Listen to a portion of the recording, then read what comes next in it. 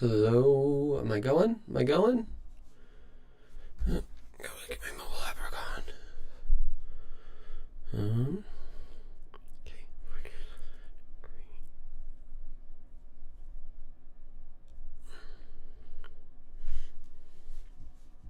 Should be.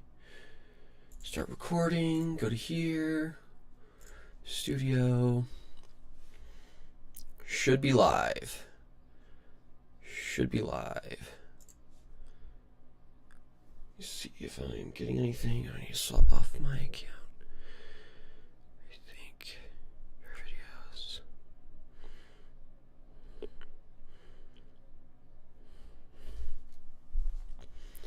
Is this going?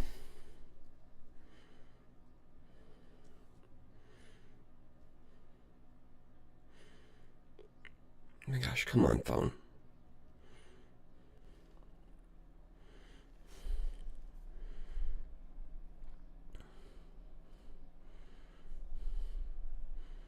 Okay, for watching. It is live, cool.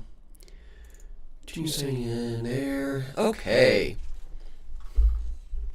So, hello everyone. Good to see people in.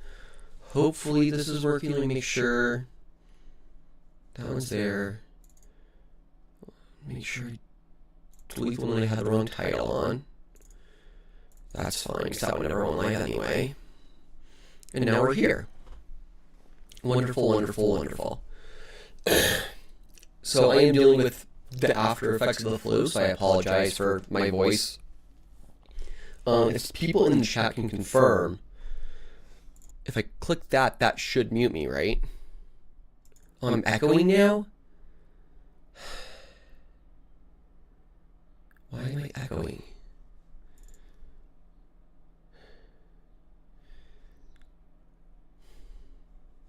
This audio input.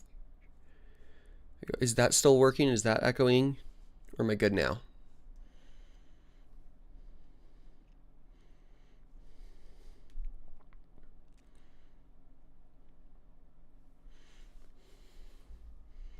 Set my chat down while I grab my tea. No audio.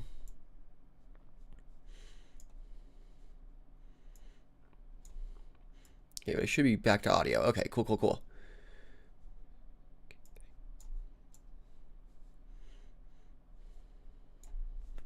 Cool, cool, cool. Thanks, Adrian. Paper News. Okay, great. Wonderful. Now, if I cough, this should mute me, correct?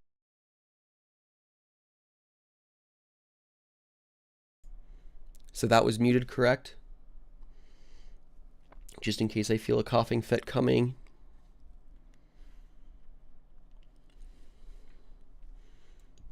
I'm hoping, let's see.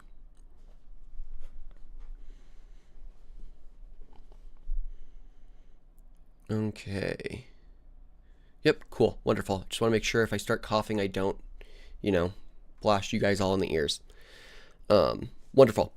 With that said, we're going to get started on looking at what happened in October 2024 in paleontology. So let's get that going real quick. We're starting actually out with the 3D anatomy of the Cretaceous Paleogene age Nadir crater. So the Cretaceous Paleogene is the KPG extinction. Big rock comes down, kills off the non-bird dinosaurs. And so what we're seeing here is they 3D image another crater, not Chicxulub, that is off the coast of Guinea, Guinea-Bissau, on the Guinea Plateau. And the 3D imaging, there you go. It's very much what you expect from a crater, where you get the central uplift in the middle. And seeing that it's from kind of around the same time, it really does suggest that potentially what was happening is the Chicxulub impactor was more than one impactor. This one would be smaller, where let me get to the better figure of this. Whoop. Oh, get rid of that. There we go. where you would have this kind of impactor coming in at an odd angle, come in, vaporizes the rocks and stuff. You get this lift back up. Still fairly large impact, but again, combined with Chicxulub, which was larger at about 7 miles across, 6 to 7 miles across, which is about 10 kilometers or so, I believe. You're going to get that kind of massive impact from Chicxulub, and then in addition with this one, you're going to get secondary effects. Hi people in the chat. Okay, so yeah, that's basically what this one is. It's just doing the imaging of it, so we can start doing more with it. But it's, you know, really good evidence that yeah, there was more than one impactor. So neat. Moving on to the next one. It's a new ornithocherid. The ornithocherids were things like Tropognathus, which I will pull up here for y'all in a moment. Tropognathus. Oh, it's an arc. Of course it is. Here we go. So here it is, just a skeleton on the wiki of it. So yeah, you know, it's a pterosaur. It's getting toothy still. Really big crests on the front of the snout, but starting to get into these really large sizes of 20+ foot wingspan, 6+ meters. So you're starting to get into these really large organisms that are starting to fly around.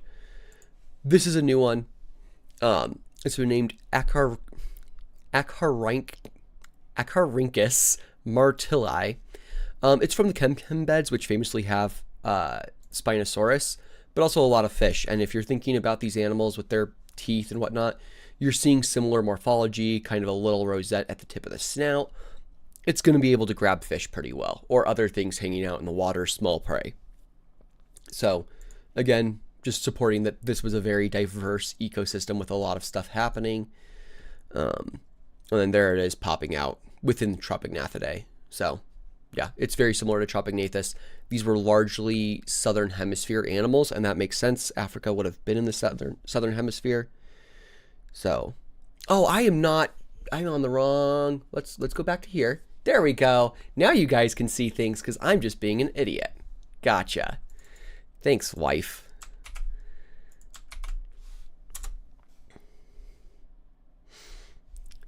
I'm sorry, guys. That was me being silly. Let me get this image back up here, and then I'll go back to the previous one with the crater. So now this is Tropognathus. Whoops. Sorry, like I said, flu brain has gotten me going a little slow. So apologies. Back to Tropognathus. This is Tropognathus. You have the teeth and whatnot. It's starting to get pretty large into this 20 foot, 6 meter plus wingspan. But again, still has teeth. It's not just beaked. And then there's a new one, Acarynchus martilli, which is from the chem beds in North Africa, specifically Morocco and parts of Algeria. You can see the maps here where they are starting to pull out some of these different beds and whatnot. But as I was saying, you're looking at the jaws, slight rosette at the tip of the jaws. This is basically the entire fossil of it. But what this is really good for is for catching fish and small prey. So that's going to be largely what they're doing in this ecosystem.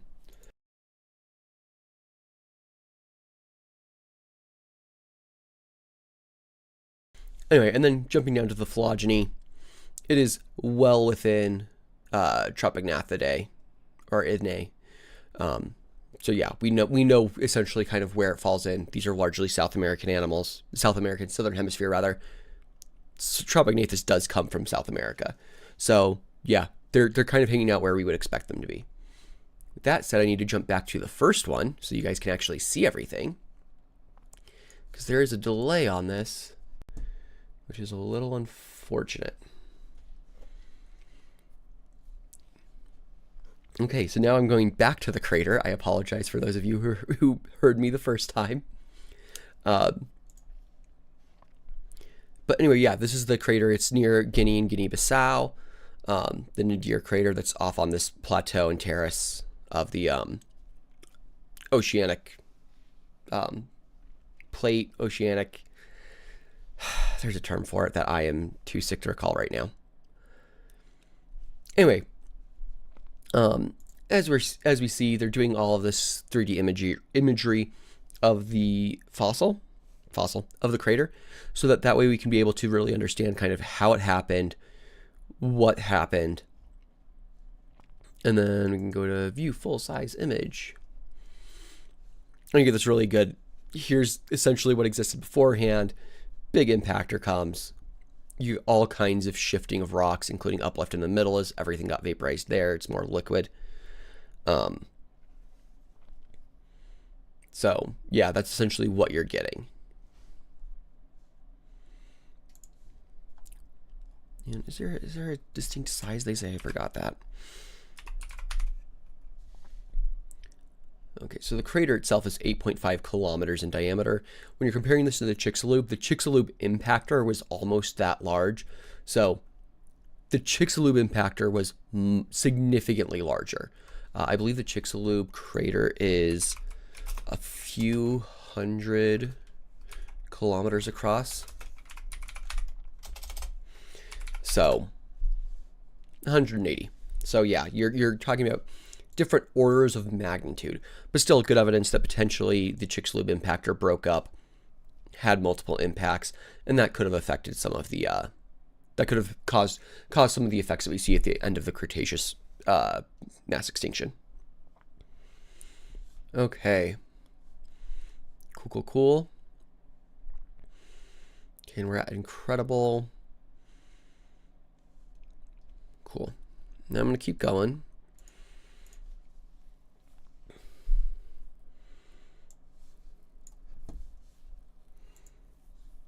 And so this is transgressive deposits in the Pennsylvanian, which is part of the Carboniferous depending on where you are in the world. It's broken up differently depending on what you see in the rocks.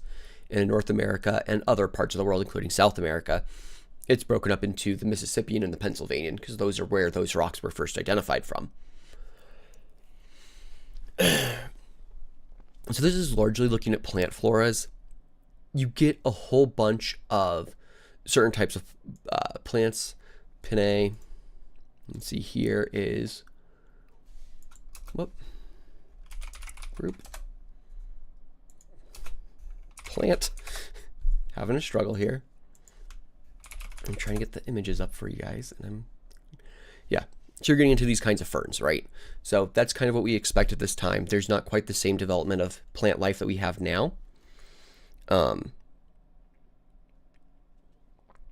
So it's interesting to see that this is happening here, because again, it's just holding what we know, but they're looking through all of these different pollen cores and some larger fossils of it. And what they're able to do is actually trace different transgressions, which is when the sea moves onto land. So you can see there's the post-glacial transgression, which means the ice melted, so suddenly there was a lot more water in the oceans. You get another transgression in the Pennsylvanian, and then another one in the Pennsylvanian. So yeah, it's tracking with what we see globally. Makes sense. Good to have. Looking at comments, can we say a second asteroid hit the Earth? At that point, yes. A second asteroid has hit the Earth.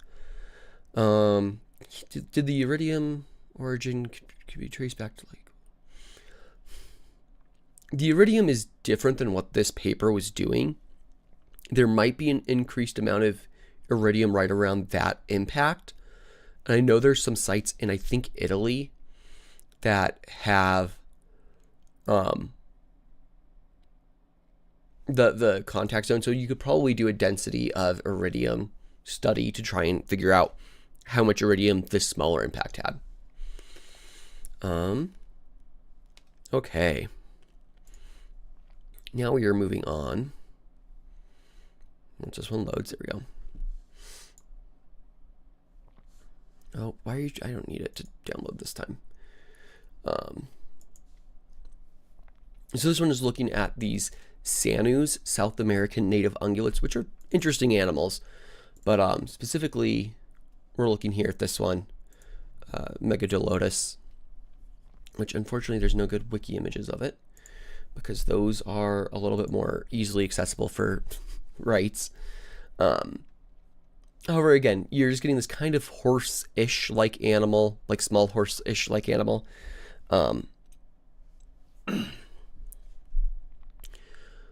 But what they're looking at this one was they were looking at the teeth specifically and the microwear that is on them. And what they were finding is essentially, yeah, they probably fed like the deer pigs. Let me do that real quick too. So deer pigs are Babirusa, things like this. So in a forested environment, they're feeding on just kind of whatever they can find.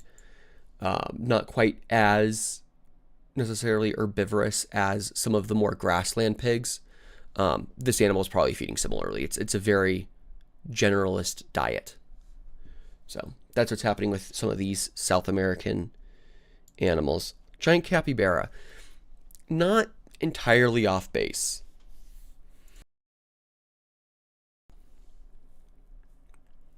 Okay. And we're jumping into the whitefly. So whiteflies are a group of insects which mostly feed and lay eggs on the bottom side of leaves. This one comes from Germany, but it's probably older. So it's from Miocene deposits in Germany, which means it would have been between about 25 and about 5 million years old. However, it's older because what likely happened is this whitefly probably got fossilized in amber up here in the Baltics, not Balkans. Got those two backwards. And then paleocurrents, as this was still all land at the time, essentially rivers took it into Germany where it was then redeposited. So it's really interesting to understand this because like reworking is something that does happen, especially just with certain types of fossils. Like amber can be fairly resilient, teeth can be fairly resilient, so you have to keep that in mind. So yeah, I mean it's a whitefly. I will. There you go. There's the fossil of it. Again, it's a dipteran. It's a fly. I mean, for lack of a better term, they're interesting because of just their unique feeding with being on the underside of leaves. But the main thing is just trying to really come together with all of the geologic occurrences for this bit, really. I mean, I think this is what I would say is the main takeaway, is how there was all of this amber up in this area and it got washed down into parts of Germany and whatnot. So, okay. There's that one. I'm going to trace fossils. Oh, if that slurped into the microphone, I apologize. Let me know and I will mute next time. So this is Pseudopterychnisus, which is a new type of trace fossil. And here it is. It looks like a basic pterosaur fossil, but importantly with a really long heel. And they have some different interpretations of it here, where there's a few of them. The real question, though, then becomes, well, is it actually just a really weird horseshoe crab trace fossil? And it's hard to know for sure. I mean, this is kind of what's really good about paleontology sometimes, is it's good for showing science needs to hedge its bets sometimes. You can't necessarily just say, hey, this is definitely a pterosaur. It could be just a very strangely preserved Xiphosaurian horseshoe crab track. Now, that said, they did all their math. They ran through it. It does look different. It does seem a bit more similar with some of these toes being a bit more distinct to a pterosaur track. And then with just this one happens to have a long heel. This is from the Middle Jurassic, meaning this is kind of right when pterosaurs were starting to diversify even more. And what that means is potentially this is one of the first ones that's starting to develop a more walking along the ground kind of lifestyle. Because there's a lot from the time that would have been more in the air, either over the oceans catching fish or in the trees. This one seems to potentially be hunting more on the ground, or at least spending more time on the ground if it has that long heel. And again, that is importantly, if it is actually a pterosaur track. Come on. Letting the next one load. Yeah, people who are trace fossil experts are pretty impressive. Okay, come on. Here we go. So this one is about Triops. Let me actually just find Triops real quick so that everyone knows what we're talking about. Because I think you guys will go, oh, those guys. Triops. They're still around today. They're these little crustaceans that oftentimes live in like evaporative ponds, and they'll just lay eggs while it's evaporated, and then when the monsoons come, they all pop out. So they're often considered living fossils because we have old fossils of them, including from France, in the Triassic of France. Look, here's France. What this paper did is looked at them and went, hey, these are actually not the same thing.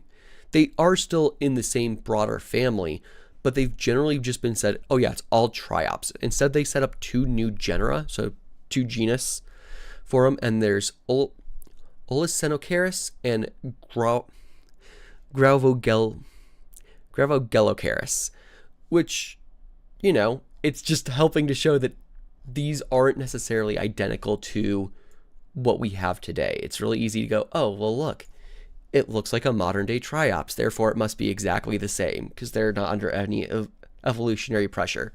They are under evolutionary pressure. Sea monkeys. Yeah, I believe they are sold as sea monkeys sometimes. I didn't want to commit to that because I couldn't remember for sure if it was them or a different crustacean group that is sold as sea monkeys. So, but yeah, you're starting to get some of these distinguishing features and whatnot. Really cool to see. These are really pretty fossils as well, at least in some cases. Some parts of them are. Obviously, some of them are a little better than others, but for a crustacean, these are really nice. If I were an arthropod worker, I would be very excited for this locality.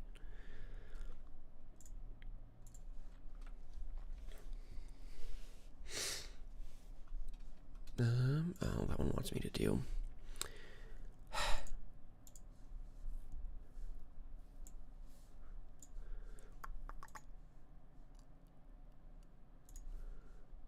And that one is downloaded as well. There we go. Okay, so this is crocodilians during the Eocene climatic optimum. I often call it the Paleocene Eocene, PETM, thermal maximum. There you go. The Paleocene Eocene thermal maximum.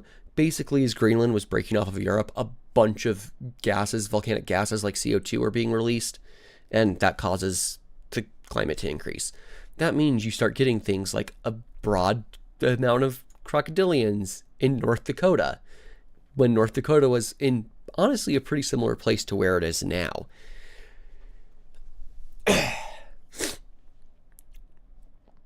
So what this means is essentially they went through, they looked at the various fossils that were there of these different crocodilians.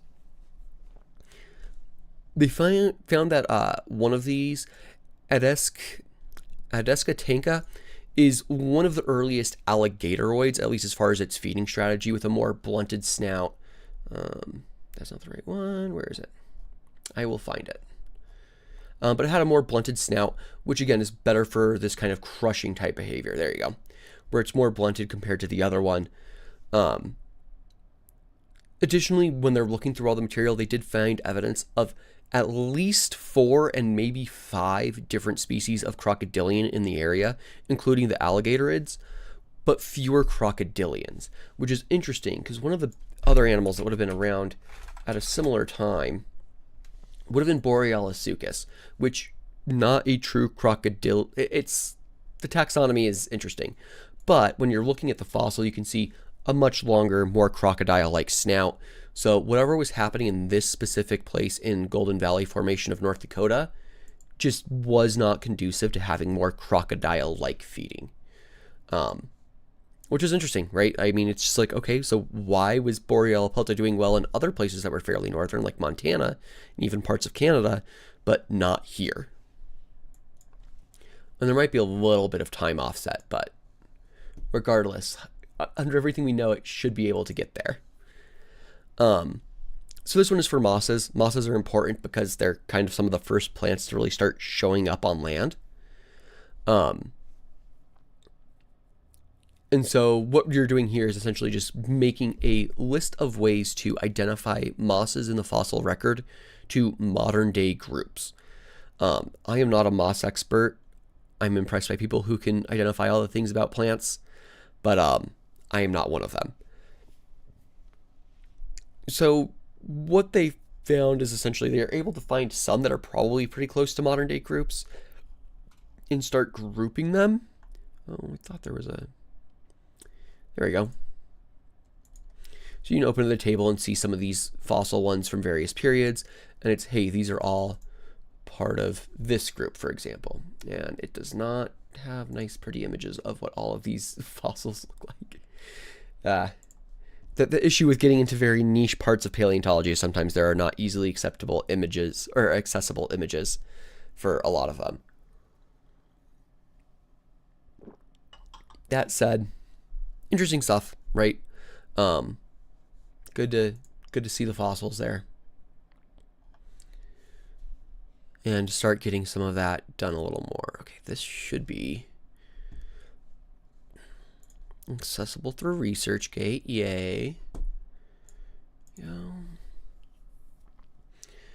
So these are weird Ediacaran fossils. Where it's the veliticuloids. Vetulicoliids. Sorry, they have a funny name that is just hard for me to say. But you can see, they're kind of sail-shaped, as this paper talks about, where they have this, longer body here, this weird kind of tail-type morphology. But this one's essentially like, hey, what are they? So they find a new one, which they named Alienum, because it's interesting. The reconstruction shows them probably living mostly along the ground, but they basically come to the conclusion that, yeah, these are probably closely related to the tunicates, which are sea squirts, those kinds of things. I will get to theropods. I did not actually organize this as well as I had thought I did, by which I mean I think I just forgot to organize it.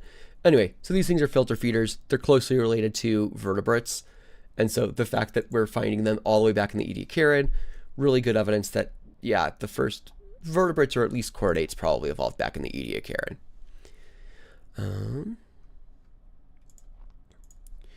Okay, keeping moving on. This one is just conservation of snake body plan. It is looking at snake vertebra and trying to go, okay, well, if they lost all of their limbs, do we actually have differently shaped vertebra? And the answer is yes. It's good for helping to identify in the future where isolated snake vertebra could be found, what part of the body it might have come from.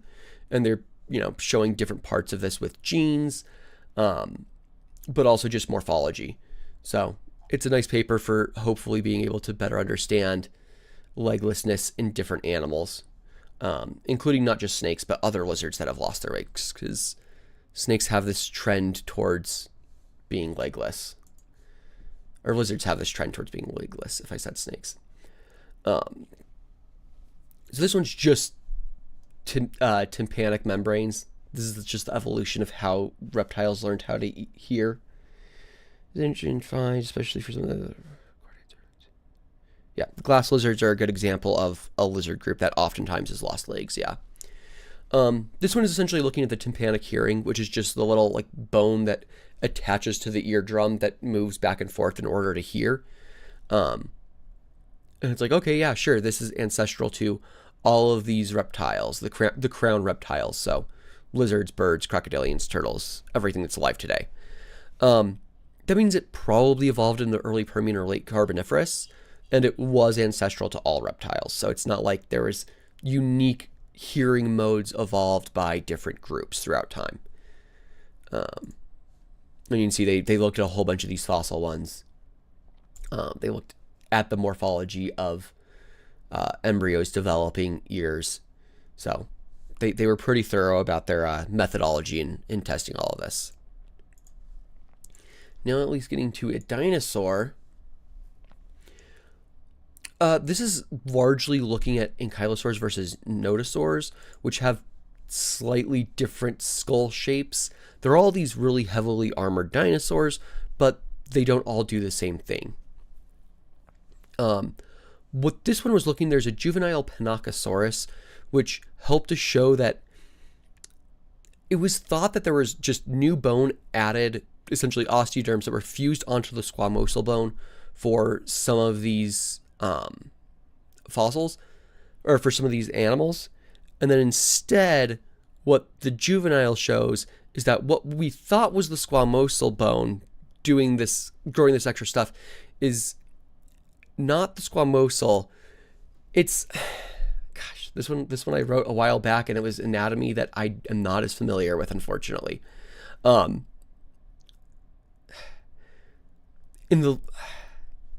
here's the supranuchal. This is what they thought was the osteoderm attaching to the squamosal. What they're instead finding is that the supranuchal horn is actually different from the post-squamosal and the post-quadratojugal bones. Basically, just the bones grow in different places than we thought they did. I don't know how much better to explain it without going deeply into ankylosaur anatomy that I am not familiar with. There's a lot of very specific bones as they keep adding all of these different as they keep getting, bonier in their skulls. There's a lot of other bones that are produced that are just osteoderms growing in the skin. Makes it hard to try and narrow down exactly what's what. So yeah, they were diversifying a bunch. They're hard. I don't know what else to say. I'm sorry. This one is interesting, though. I like this one. So this is a new Enantiornithine. These are the opposite birds. So they're kind of the sister group to modern birds. So modern birds branching off. I'm trying to think of where they came from. There we go. Modern birds branching off. Opposite birds branching off. These were really common and more diverse in the Mesozoic than what became modern birds, at least based on what we know. It's also the tarsometatarsus, which is this fusion of some of the ankle bones and some of the foot bones that we get in birds and near bird animals. Jump to here. There we go.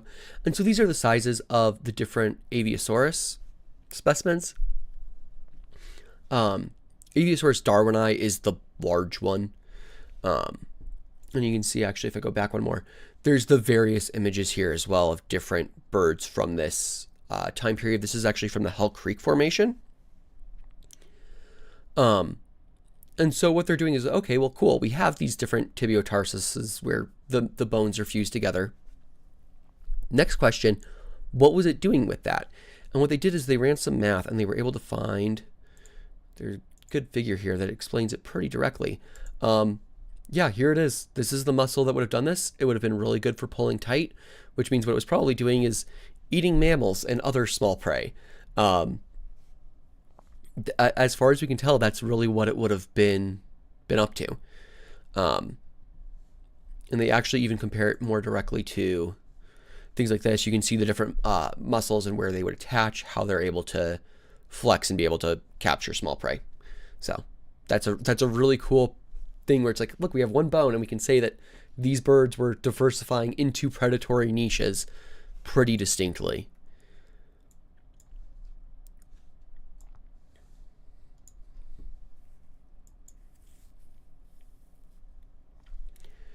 So this is just new theropod material from the ChemChem, and more importantly, what it does is it looks at the various pieces that have been assigned to both Spinosaurus and to Sigilmassasaurus, which is another Spinosaurid. And this paper does find support for Sigilmassasaurus as far as some of the cervicals, the neck vertebrae being different, parts of the skulls being different, and then parts of the appendicular skeleton, so parts of the limbs being different.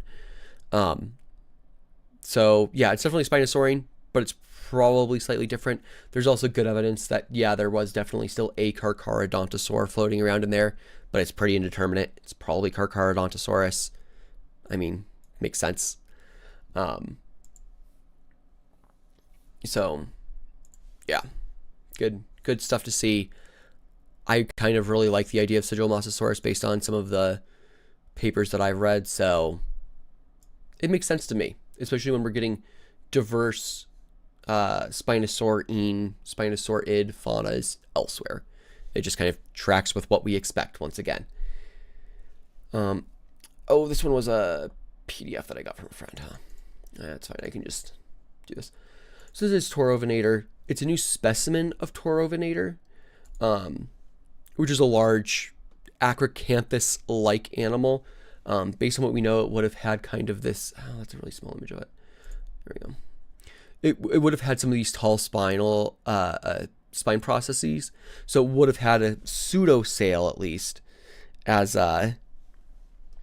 Acrocanthosaurus from North America did. But this one's actually from South America, and it was there's new fossils of it that were assigned as Taurovenator, but it's found 800 meters away from the holotype, so it might not be the same. But when we're looking at things like Meraxes, which had these very small arms, it does track with that as well, because it did develop very small arms, very similar to some of these other large theropods we're finding. Basically everything except for the Megaraptorans developed big head and little arm strategies.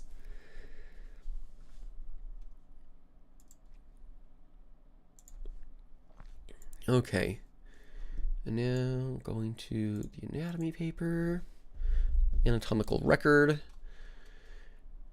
All right, so we're looking at elephants, and I think there's this figure, which is the best way to do it for kind of how did elephants develop their trunks. I do appreciate the Spinosaurus where holotype joke. As for how elephants develop their trunks, you have these different jaw morphologies, where this one is still sure elongated. This one is more elongate, and then this is modern day elephants, where it's much shorter jaw, very long trunk, and you still get that in Dinotherium, and you do get it to some degree in Gomphotherium, but it's not necessarily the same orientation. It's not necessarily going to be as dexterous. What they found is this is largely due with how they're feeding, with proral is being the front to back chewing. So it's, chewing forward, as opposed to with the transverse where it's going side to side. And what it seems like is that kind of helped to dictate jaw morphology, which then dictated the shape of the trunk. Elephant skulls are wild. They are certainly interesting. But yeah, and you can see that how that really is exemplified also by the temporalis muscle, where you have to have it more angled in order to do the more side-to-side chewing.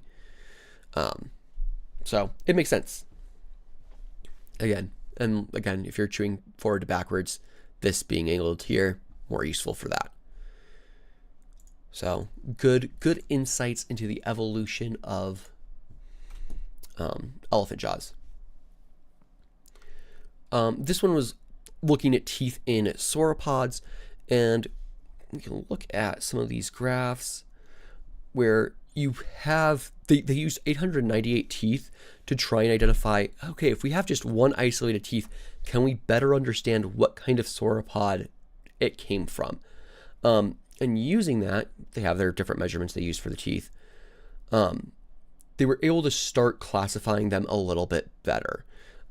Some of these, overlap Plateosauridae with these early sauropodomorphs. You're going to be getting a lot of overlap.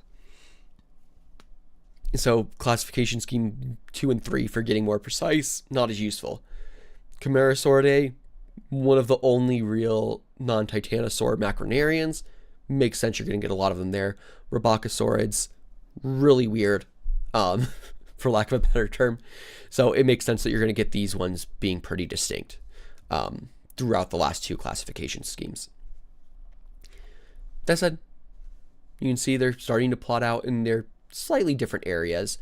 So yeah, you're able to start really starting to understand. If you find just one sauropod tooth, maybe you can start finding out what it is, which when you're looking at areas with worse fossils is really important because you might just find 3 or 4 sauropod teeth, and it's not very useful to understand the ecosystem if you just go, it's some sort of sauropod. If you can say it's a Rhabacosaurid, it's a Titanosaur, you can start answering more of these ecological questions.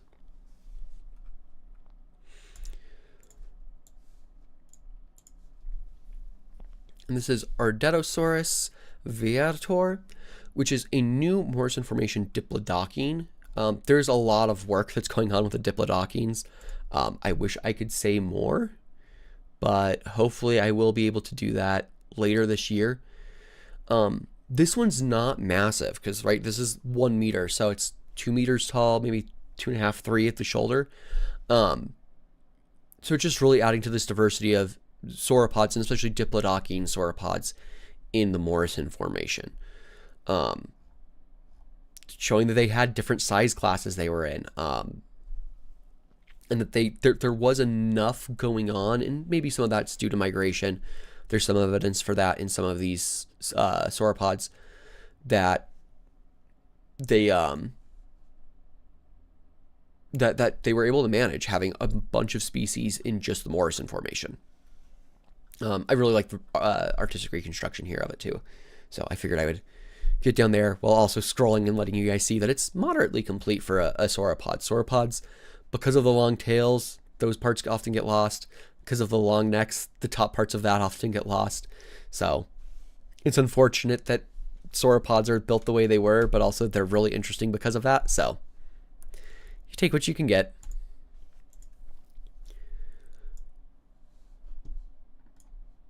Okay. Oh, yeah, I am a person, I believe.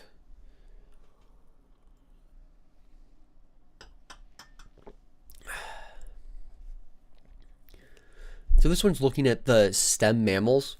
And what it was mostly doing is actually looking at muscle masses, how muscles would attach, to try and do muscular reconstructions. And they didn't do a ton with it just yet. This is essentially a paper that is going to set up other papers, where it's, look, we did everything possible to correctly map out all of the muscles, including down to the fingers, right? Now we can try and actually understand how those are going to affect the animal's behavior, its locomotion, etc. So yeah, just a good head start on some of this. Bishop and Pierce. Yes. Do you have opinions on it? Because if you have opinions on it, I can hang out for a minute.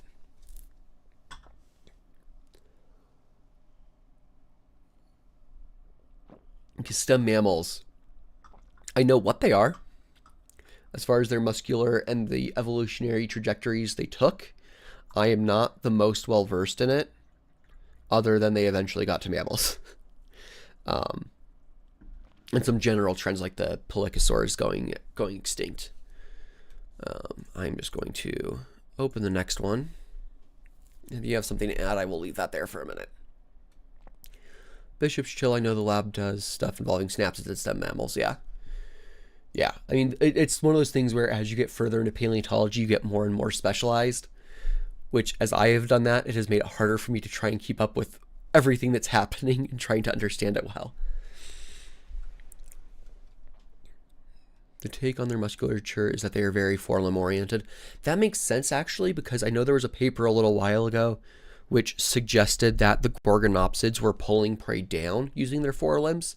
So potentially something related to that could be a good, well, if they ancestrally were good with forelimbs, so it just naturally adapted into, or it was naturally easy to be co-opted into prey acquisition by the gorgonopsids.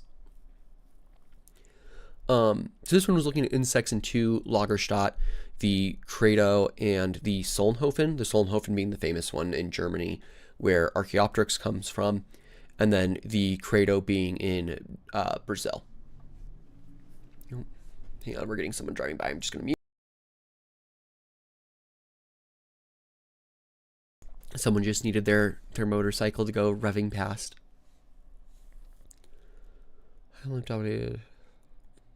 Yeah. Yeah, mammals are weird. I have friends who are trying to answer those questions. I am not. Anyway, so this is looking at these different insects that have been fossilized in both the places, and they're largely just looking for are they fossilized the same way? And the answer is no. The Crato formation has these kinds of mayflies and such. They were subjected to scanning electron microscopes and x-rays and all kinds of stuff, right? And they found that the Crato formation had more calcium phosphate in its preservation, as well as some iron oxides and hydroxides that preserved them, which basically just means it's becoming rust, and it's then also sometimes getting replaced by pyrite. The Solnhofen, though, is rather just calcitic imprints with no phosphate, so they are just fundamentally totally different fossilization methods.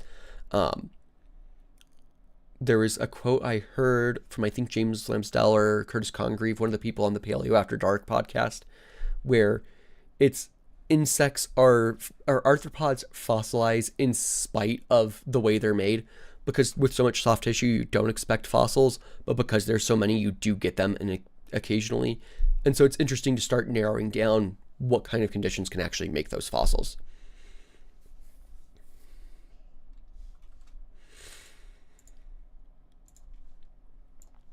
And this is about people. Well, kind of. This is late Quaternary extinctions in Europe. And so what they were doing is actually looking at plants and correlating that with the extinction of the megafauna. And so it's a lot of different, graphs and such. But what they're finding is that Quercus is the oak, Taxus is the yew, and then Corylus is hazelnuts, or at least closely related trees. What they found is there was lots of yew back in the day, which means there was less fire. But honestly, when you're looking at the overall ecosystem, it's really not that different to what you would expect from today's modern forests that still exist in Europe and places. Which means, sure, the megafauna did have an impact, but not quite the same impact that we would have expected. So that's interesting to see that hypothetically, maybe you could get away with rewilding some of these megafauna in Europe. Not saying you're going to be cloning the mammoth, I want to be clear there, but if you took Przewalski's horses and just dropped them into Europe in certain places, yeah, they might be able to handle it fairly well.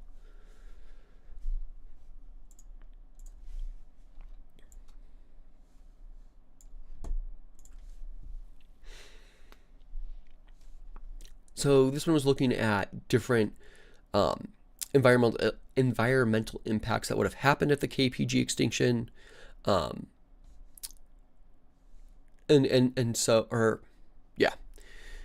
So what they did is, I'm just going to pull this up here. You're making your webs of essentially how different food webs would have worked. And this is largely done in the marine realm in this paper. And then they're, again, looking across the extinction. They're seeing if they put in essentially a model of, hey, these are where these animals are living. This is how they would have been. We're putting in a model of what's going to change in the ecosystem as far as light availability and such, because, meteor comes down, there's less light. And we're going to see how that our previous model modifies into what should be the post-extinction model. And it tracks pretty well. So it's a good model for hopefully starting to understand some of these extinction events and being able to model those and predict them in the future as well. Is there anything to say about environmental change? Not that I recall in that paper. That is still such a back and forth of human overkill, general environmental changes. It's really hard to say for sure why those different groups went extinct.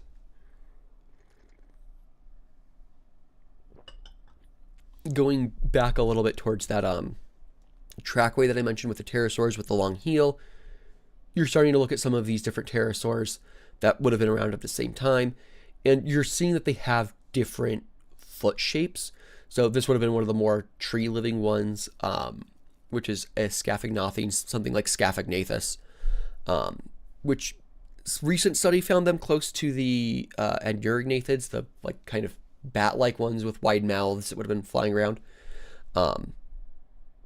So makes sense. They would be a little bit more tree-oriented, as opposed to something that's a little bit more pterodactyl form. This is a Tentacasmid, so it would have been walking around kind of filter feeding in shallow water.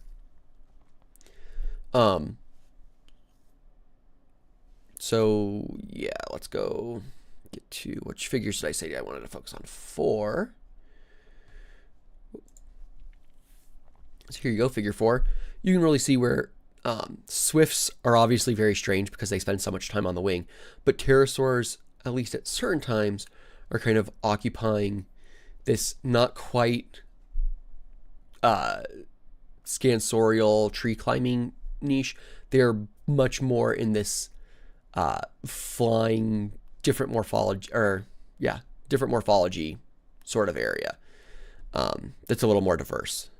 And that's just based on a principal component analysis. You just put different traits of the foot across one another. And the other one was figure 6. Is that this one? Yep.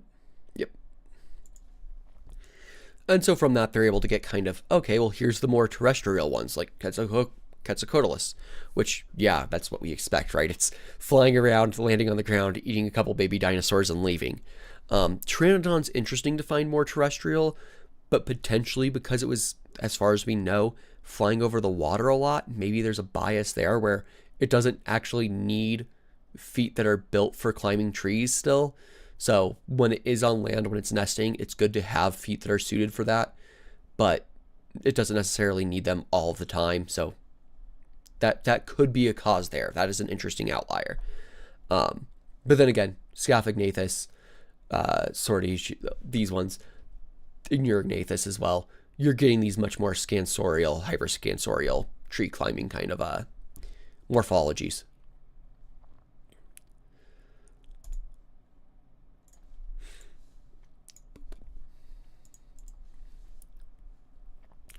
These are echinoids. When I say echinoids, what I mean is, yeah, they're urchins and such.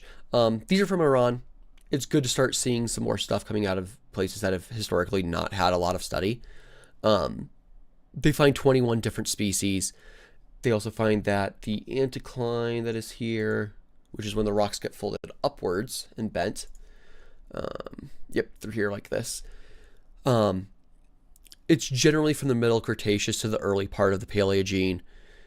As Africa was moving northwards, it was, and Arabia were actually, because Arabia is a separate plate as well, we're moving northwards. It was unsure if this part of southern Eurasia was more like the Proto-Mediterranean Sea or more like the Tethys, and seemingly this would place it closer to being more like the Tethys kind of environment.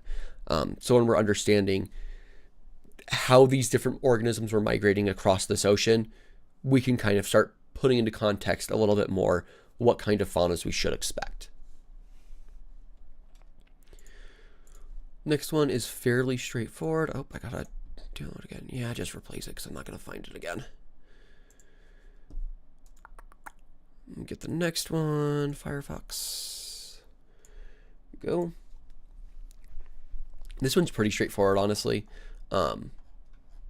What they do is they have a box of a whole bunch of little fossils they want to look at, and they put them in a CT scanner, and then they go, great, look, we can label everything separately and start to get them all shaped out.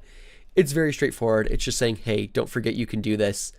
We have a methodology for it. So now if you have a box of a bunch of small fossils, you don't have to pull them all out individually to scan them. You can just scan them in the box and pull out what you need.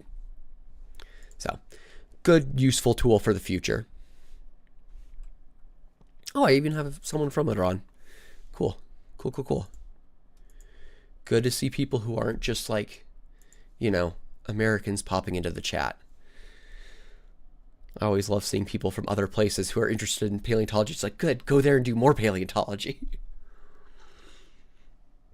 I don't want to sit down and try and claim other people's stuff.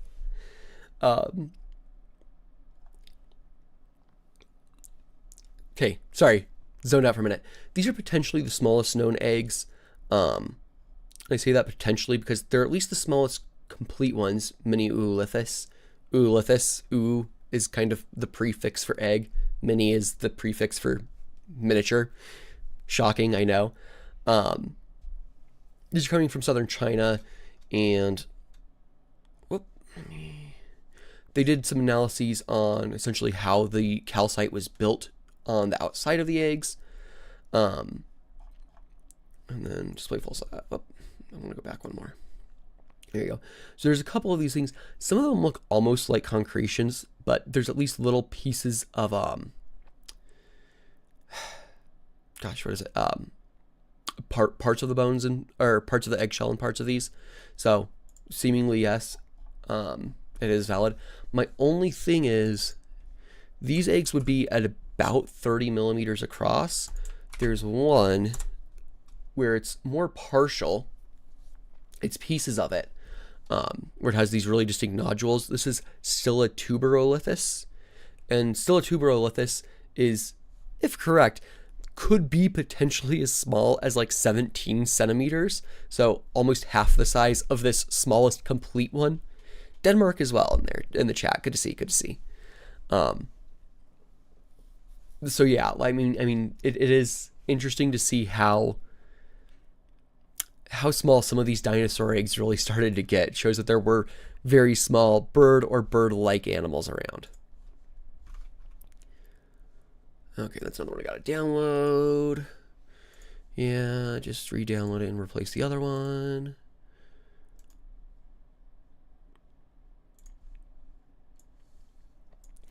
And this one is all about trilobites, specifically harpiform trilobites, which have this really big flat area on their heads. The trinucleids also had this, probably for digging through sediments. I mean, that's kind of what they did as far as we know. I believe the harpidids even lost their eyes entirely. Yeah, eye ridge, not eye. Trilobites had eye lenses that were made out of calcite, so if it was there, it would have fossilized. The fact that it's not there means they didn't actually have eyes. Or at least some of them did, because I know some of the later ones did lose them entirely. Importantly, though, this one was looking at different kinds of evolutionary concepts for how they would get there. Where is it stasis? Did they both just have this ancestrally and both keep it? Do they have different parental or ancestral conditions and both converge on this? Or did they have the same ancestral condition and evolve the same way, but weren't related to one another? What's important is these weren't that closely related to each other. So you have the harpidids up here, the trinucleoids down here. And so what that means is when we're coming back up to these different ideas, we can get rid of at least stasis. And based on where they're from, it honestly makes more sense that it's convergence, because some of these other ones don't necessarily have that same large flat part of the head. So instead, what it seems like you're getting is you're getting convergence towards this large flat shoveling feature, which is neat. It's good to start figuring out more about trilobites. I also saw UK in the chat, so good to see people popping in from all over. So these are fossils from Cuba. This is really just essentially an early, hey, look, we found a new deposit from about 2.5 million years ago. And so it's a lot of just, here's the geology, here's a capromaine rodent. So if we go to there, we can go, oh, look, it's a hoodia. It's one of these kinds of things. But again, starting to narrow it down more, starting to be able to describe what was going on. And then they're showing, okay, here are some of the taxa we're getting at these different places. So just starting to narrow it down. Cuba is really interesting in the fossil record. There were like 3-foot tall owls that couldn't fly and were hunting on the ground. So really interesting area to look at. Here's some of the foramina that are associated with it, which foramina are good for understanding times and climates and things like that. I actually know someone who I should probably bring on to talk about forums at some point. So, and this one, boom, there we go. So this is a tibia tarsus, again, fusion of some of these different bones in the legs that we find in birds. Here it is. You can see that it's a bone. Importantly, though, this is a darter. I always do that the wrong way. It's a darter, so it's something like an anhinga. It's actually Macron hinga ronzii, which Based on this, it potentially weighed as much as 41 kilograms, which would be 91 pounds. That would be at the upper limit of it, but still much larger than any of the modern day ahingas. These are birds which are mostly fish eating. They, dive into rivers or streams or lakes or whatever, and oftentimes like stick their neck out and spear fish. So yeah, there's some really large ones in the fossil record. Really neat. Sorry, but what are we starting with? I am not sure what you mean. I started a while ago.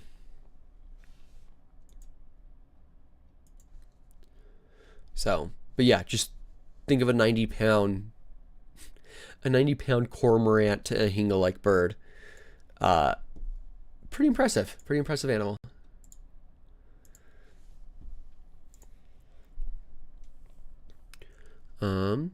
So this one's mostly just looking at burrows in the Plio and Pleistocene of South America. I can jump down. There's some really interestingly large ones, which is very, very relevant. Like, look at this. There's a person. Here's the burrow. What made that? Well, it was a sloth. Sloths did burrow. A lot of the South American ones did. Essentially, they're able to start separating this out into two separate biozones. In the middle late Pleistocene and then the early Pliocene and early Pleistocene. So starting here and then moving up, you don't really get the really large ground sloths until a little further in the Pleistocene. So that makes sense. You also still have a bunch of small things that are burrowing all around. So basic allometric scaling. Oh, for the Anhinga, yeah, that seemingly is mostly what they were doing, and obviously there was pretty good error bars on there, so you can see there's a whole bunch of small ones and then still a decent number of the pretty large ones as well. So yeah, just looking at burrowing in the Argentinian pampas. On that note, we're also looking at just the chronology of it and the ages of things in the same area. So what they did is they just found detrital isotopes. So essentially you get zircons is a type of mineral that's really resistant to erosion. So it falls out of the mountain or the ash bed or wherever and gets washed into a stream, and it ends up as part of the overall sediment. You then find those in the sediment, you shoot lasers at it and go, well, the uranium in it says it's this old when it cooled down. So that's the oldest it could possibly be. And then when you go, okay, well, that's the oldest it could possibly be, great. We at least have one date for it. Figure 2, not table 2. Figure 2, there you go. You're starting to get this separated out into different index fossils and age groups. Again, just narrowing down the ages of a lot of these. Interestingly, you can also correlate it with geomagnetism, because that swaps every now and then, and this happens to be during one of the times that it swapped.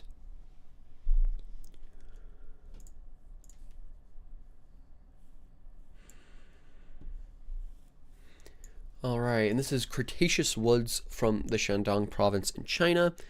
So it's looking at fossil woods. One of these is a new one, Ketyliriox.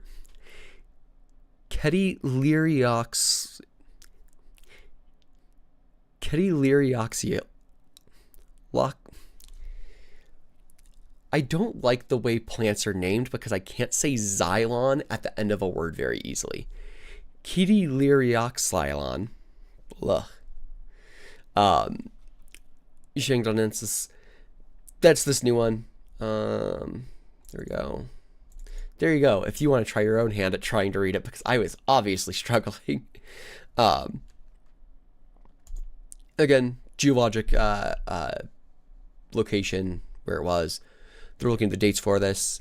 Figures 3 through 5, you can see some of these resin canals, which these resin canals, especially like some of these ones, what that means is there's probably a beetle or something burrowing into the tree, and so it starts pumping sap through that to try and push it back out. So it's really good evidence of kind of what's starting to happen with the way that insects and angiosperm trees are starting to co-evolve. But then also it's helping to suggest with some of the other traits on it, there's probably a little bit more arid and monsoonal, so you'd had a lot of varied conditions. But also potentially you had some like smaller, wetter areas. So maybe kind of like riparian in a desert or riparian in a semi-arid plain. So the riparian areas would have kept some humidity up, but not completely throughout the environment.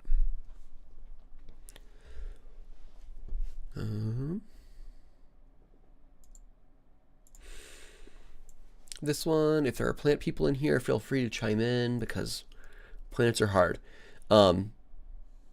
This one was basically just going, hey guys, for modern biologists, if you're considering plant evolution, you need to consider the fossil record. And that's largely it, right? When we're looking at these, we need to be able to really correlate them with a fossil record to understand where certain traits evolved, such as, hey, when did these things develop actual root systems? When did they develop leaves? All that kind of stuff. Again, I'm not a plant person, but it makes sense to go, hey, consider the fossil record.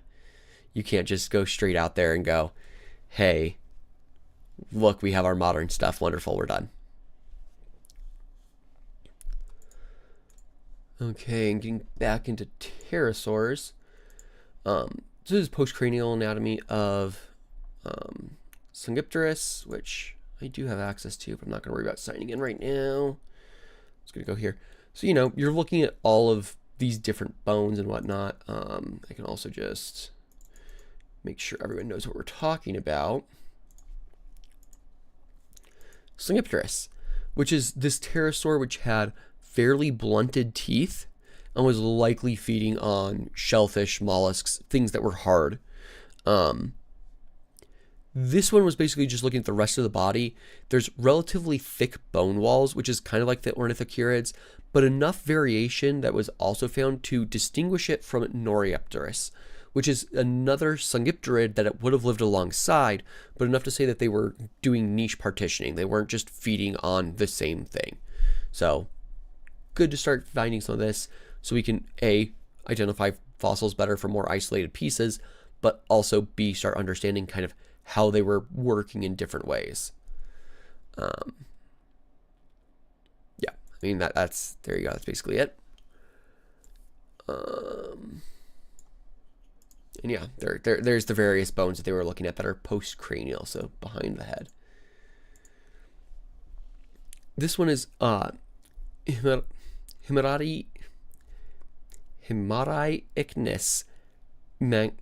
mangano, which is a Scaliphoforan trace fossil. The Scaliphoforans are a group of essentially modern day worms. Off topic will be better for other times because I'm going to try and have more streams with guests in. So I think that'll be better for that. Geology professor had that pterosaur on the syllabus. Kind of wild. Huh. Anyway, Scaliphoforans, they're worms that already exist. So you have things like the modern day echinoid and this weird group of very small sediment living animals. Echinoid are also these little worms that live in the sediment. And the preapulid worms as well. This is a trace fossil, which we can go, hey, this is pretty distinctly from one of these. So we're getting fossils from before the Cambrian that we can start placing into modern groups. India is in the chat as well. Hello. Walter from India. So just really cool. And you can see kind of how they did this. This is with a preapulid worm where you can see how it's kind of moving, testing the sediment. You come back up here. You're getting some of these same kind of, here's where it's tapping. And not necessarily as pretty as the in-lab example, but it's enough to go, yeah, this is the same behavior we're seeing. We can say these things existed in the Ediacaran before the Cambrian explosion, which is really cool to find. I think that is really awesome. Okay, jumping into northern Mexico. We're looking at what happened in the Permian, and it's basically just trying to correlate the different rock layers. There we go. So these are all the different Permian formations that are in parts of northern Mexico. Here's what this would have looked like in the Permian. So you can kind of start seeing, okay, well, here's parts of Sonora, here's parts of Arizona. I believe this is Chihuahua, Texas, and trying to correlate all of these changes that were happening in the Permian with the different rock layers with one another. I've actually been in to check out some of these rocks there. Lots of good little brachiopod fossils. So, yeah, neat stuff. Here they are talking about some of these different fusinolids, which are microscopic organisms that form a hard shell. You can use those for dating rock pretty well. So, it makes sense that they're doing this. Again, thin sections looking at different chemistries. So, starting to really correlate and understand what was happening in that part of the world.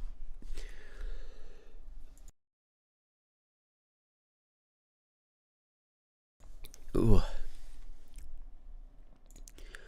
Okay, and Spinosaurines again. This time it's just the variability of the teeth coming from Spain. And unfortunately, Journal of Iberian Geology is not one of the ones that I can automatically connect to. But basically, they're just looking at these teeth going, hey, look, there's two different kinds of teeth from the same kind of area, but they're both Spinosaurids. There's at least one Baryonychine and at least one Spinosaurine. We get a lot of diversity in this group from parts of Europe during the Cretaceous.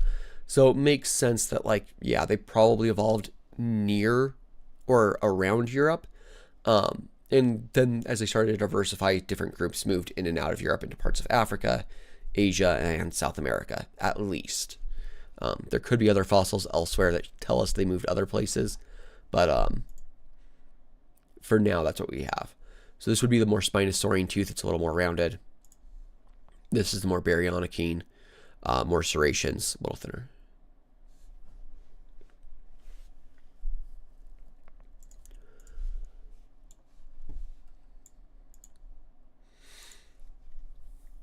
You know, and so Devonian is when the first land plants are getting out there. And so this is the new one, Alasemenia tria. Hey, look, I did it first try. I just had to take a moment. As you can see, it has these three, well, there you go. There's one with the three. You can really see it. There's nice reconstructions here in 3D. It's lacking a cupule, which is just some of the fleshy parts that can start to surround seeds. So it's showing that at least early on in plant evolution, protecting the seed wasn't quite as important as just distributing them further. Because this kind of trifold may have potentially rotated and carried the seeds a little bit further.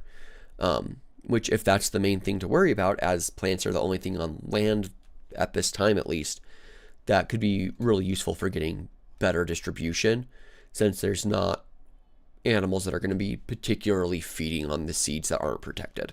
At least not yet.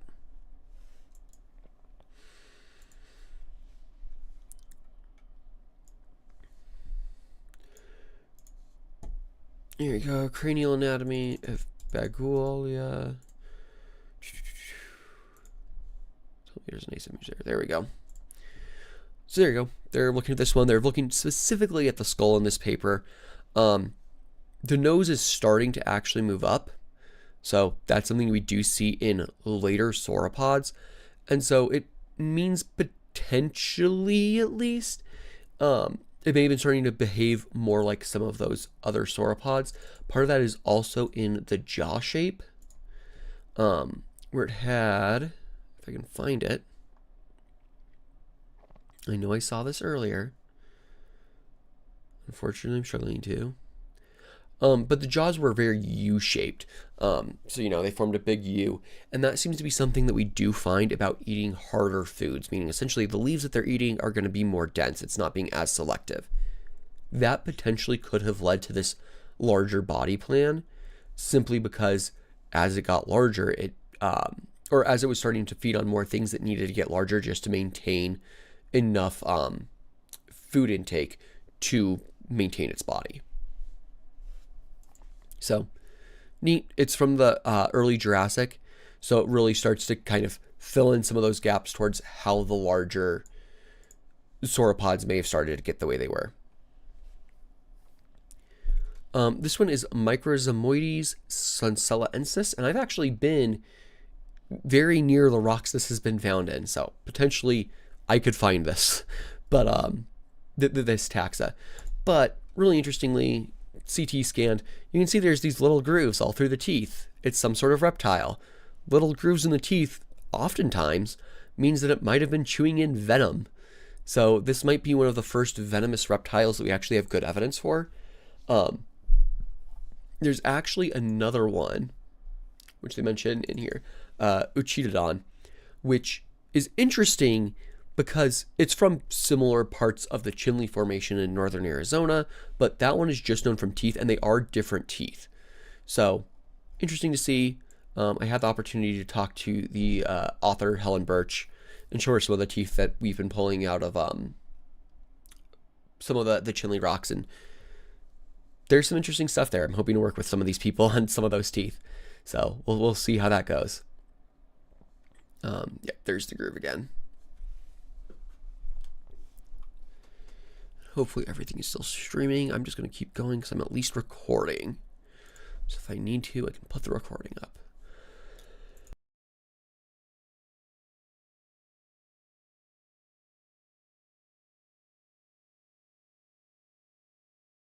Okay. Sorry. The flu is still just trying to clear out of my body, so I am coughing and whatnot every now and then. Gotta mute myself for all of you lovely people. So this is a new ornithopod from South America. The thing with a lot of these South American ornithopods is they're fairly partial. If you saw images, okay, I guess it is just whatever. Just go back to the paper, Zeke. Why not just go back to the paper where it actually has all of this? There you go. You can see that it's not, it's moderately okay, at least for some parts of it, but it's not as nice as you would expect it to be. For a South American one, this one is pretty decent though. So this is Ameliasaura alessandrii.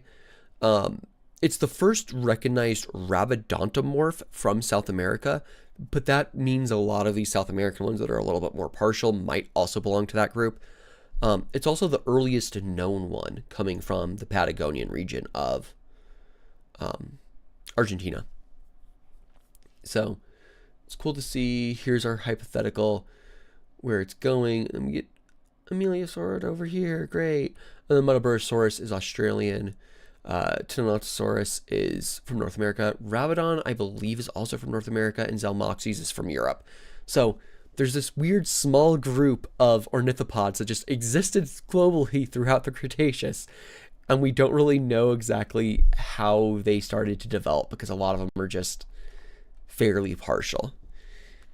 The tragedies of paleontology. I appreciate the staying safe comments when I mentioned the flu. I am mostly over it. I was going to try and record last week, but or stream this last week, but I was far more miserable then. So these are the tentaculids, which is this group of fossils that definitely exist. I mean, look at them. They're definitely something. What are they? That's a great question. Well, now we have some soft tissues preserved. Specifically, these are muscle masses, kind of muscle fibers, and they were able to look at these and compare them to phoronids, which I'm going to Google that specifically for you guys because I didn't know these existed until this paper. But these are phoronids. They filter feed. They have this musculature that can suck them down into the cups. They're kind of like bryozoans that way. Bryozoans live colonially, but like there you go. There's some freshwater bryozoans living colonially. Some of the ones in the oceans still produce larger hard-shelled colonies, kind of like coral, but they're able to pop out, have similar musculature to pull themselves in. So for what we can tell, these are related to bryozoans and phoronids. They're lophophorates, which means it just has a lophophore, which is a special tissue for filter feeding. So what it means is the tentaculids are either ancestral to the bryozoans and then bryozoans essentially took this body plan and made it colonial, or they are bryozoans that just got separated from that evolved to not have a colony anymore and get bigger. Either one of those is possible, but it's really interesting because we're starting to see some of these fossil groups that are a bit older and starting to kind of narrow down what they would have been doing. I know it's me geeking out about like the nerdiest invertebrate fossils, but this is really cool to see. Again, jumping. Oh, why are you doing this? Oh, there we go. I don't need all of that. Whatever. That's gonna be irritating, but we're in the Ediacaran. I can do that, and I can get over it. It's these new fossils that seemingly were motile, meaning they could move, meaning it's basically an animal. But they aren't perfectly symmetrical, as you can see here. You have this kind of main ridge through the middle, some secondary ones, but seemingly it's able to start moving. So this is Quiestio-simpsonorum. Again, because it's not symmetrical, it's not a bilateral animal, right? But because it's moving, it's starting to get closer to there. Because with this, it can start actually trying to move in a direction. So this could potentially be kind of the start of symmetry evolving. So when you're thinking of how did amorphous animalish blob become something that is focused with a head and, you know, a more complex body plan, seemingly this might be how it started. So that's really interesting to see, I think. Beautiful reconstruction of it as a blob. There's where it was. There's where it moved. Really interesting Ediacaran things. The subject, going back to the amber that was reworked, this is the same thing.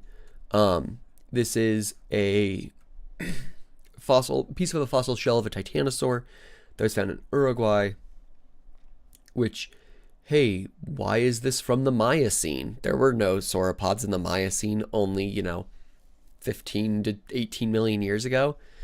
And you'd be right, there weren't. But what they found is essentially, yeah, this river would have been flowing through here, probably picked it up from Cretaceous sediments that are out there, and then redeposited it. And again, it's important to try and do this because if you can't find out where it came from and there's no logical place where it came from, maybe there were sauropods then.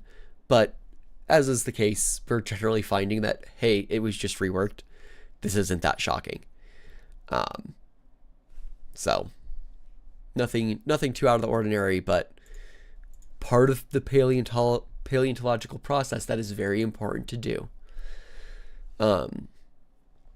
Yuanyang Bainan is this new Oviraptoran as well.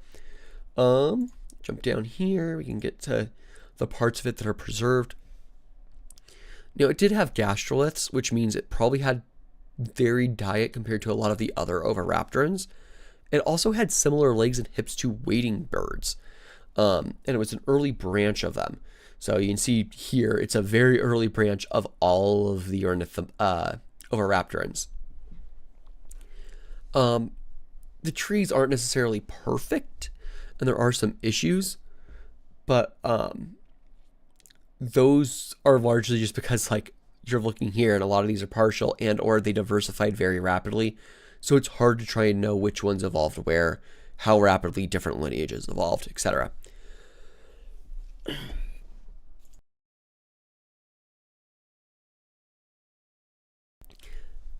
Now it might actually be where's the one with there's one of these somewhere. I'm trying to find and recall exactly where it was.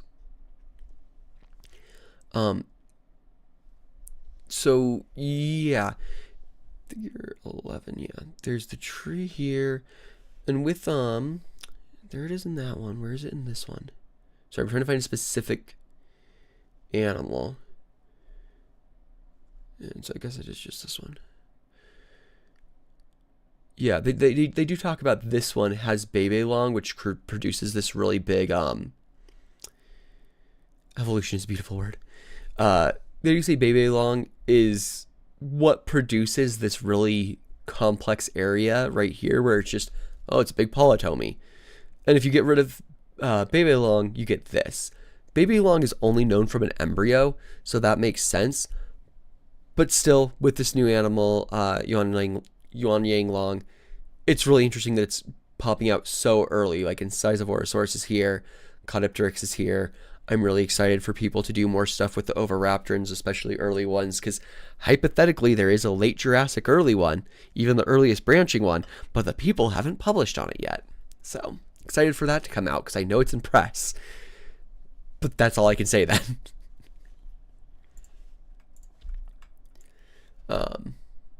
Yeah, there you go.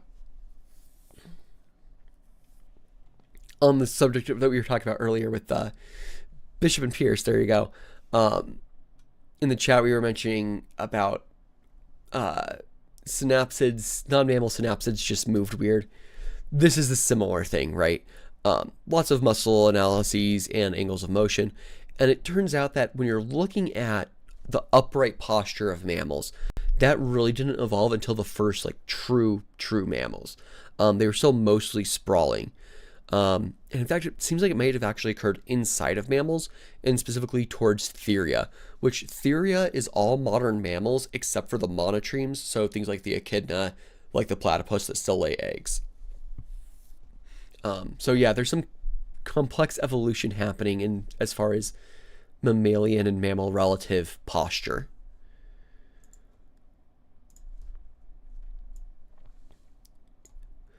This one is also fun. This is looking at fossil cicadas. Look, fossil cicadas. Well, what if we run the math on them and see how they flew? Well, the ones that evolved after the birds started to show up started to fly much better and much differently. You can kind of see that from these analyses. So Permian is well before birds. Jurassic is kind of towards the start of birds. And then by the Cretaceous, you're in an entirely different flying ecospace to just try not to get eaten. Figure 5, I said. There you go. Wonderful little reconstruction of it trying to escape predation. Again, it's seemingly just birds were able to put this pressure on cicadas to change their wing shape in order to fly away. Avian dinosaurs, correct. So yeah, I think that's just really, really funny because it's like, yeah, I mean, in the Permian, if there's nothing eating you in the air, why do you need to care about how well you're flying? As long as you can fly, sure. And then suddenly if you're getting eaten while you're in the air, you need to have a very good adaptation to not have that happen.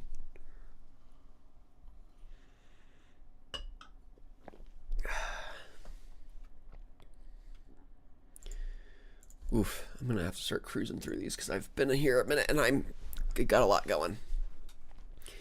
So this is a pyretized Lyncholiid. Which are these kind of guys, right? You can look at them here. Raptorial arms, they're grabbing their prey, etc. This one's pyretized. So it's kind of a new one, but pyretization can be really good for seeing certain parts of the anatomy. So I expect this to be used for a lot of future work. It does suggest that some of these are probably deposit feeders, meaning they're essentially just pulling up dirt, finding microbes and little animals in the dirt, and then dropping that dirt, grabbing a new pile of dirt, and doing the same thing. So yeah, that's seemingly what they were doing.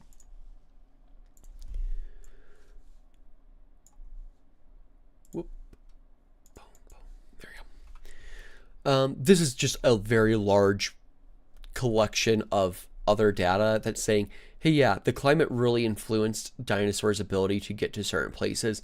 Seemingly there was, at least before the Carnian, a prevention of many of these taxa from getting across. And obviously they did, because we do have them in the southern and the northern hemisphere. But the fact that there's not a lot of them means that those pathways for getting from south to north, because seemingly they evolved in the south, were very limited. And then during the Carnian, you have the Carnian pluvial event. There's a lot more rain happening. And so seemingly that allowed this kind of, these dispersal routes to start opening up so that the different dinosaur groups could get all around everywhere. And they do all kinds of different modeling with this, right? I'm not going to get into every single one of them. I do like this one for showing the diversity of different groups in different places at different times. So for the Campanian, you can see here, there's a lot of sauropods in South America and parts of Africa. But yeah, I mean, that's that. It's just going through a very broad look at how climate allowed dinosaurs to move around. This one's fun. This is Nunambihan Dukoduka, which is from the Shoshone language. So if I said that wrong, I do apologize. What's interesting here is, well, oh come on, give me a big image of it. There we go.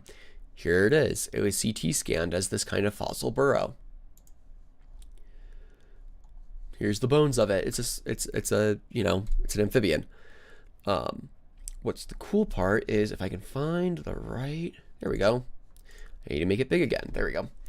So this is kind of what they're hypothesizing, is that some of these organisms would have been burrowing near lake shores, near the edge of the water, and while they were doing that, eventually the monsoons would come, they'd pop out, and some of them would not have lived that long because it just took too long for the rains to come, and so those ones would end up fossilized for us. But it's starting to just really show kind of how this amphibian lifestyle that we do see in a lot of dry areas was starting to develop. This is from the Gem Formation of Wyoming for people who are interested. About 20 more papers. Gosh, my wife is there telling me that I picked too many papers. It's kind of like picking too many battles. No, you have too many battles. Put some back. Oh, okay. Show me.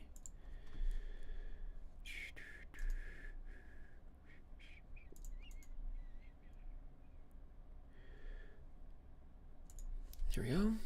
Okay, this one's just looking at juvenile Coelophysis skulls. They're a little partial, you know, you're missing the tips on some of these. But Coelophysis is really well represented from there were 74 this time? Ugh, streaming is making me too confident to take on extra ones.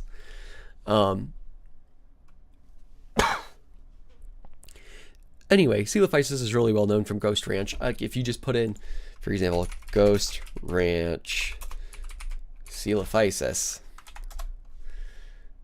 go to images. Come on, give me the block. Let me try to block. You can go, wow. Hang on, let me get to that again. Goodness me, I'm all over the place. Where's the block? There we go. There's the Cleveland Museum block. So yeah, there's a whole bunch of different Coelophysis all in this one single block. It's really well represented. A few of those are juveniles, including some of these ones.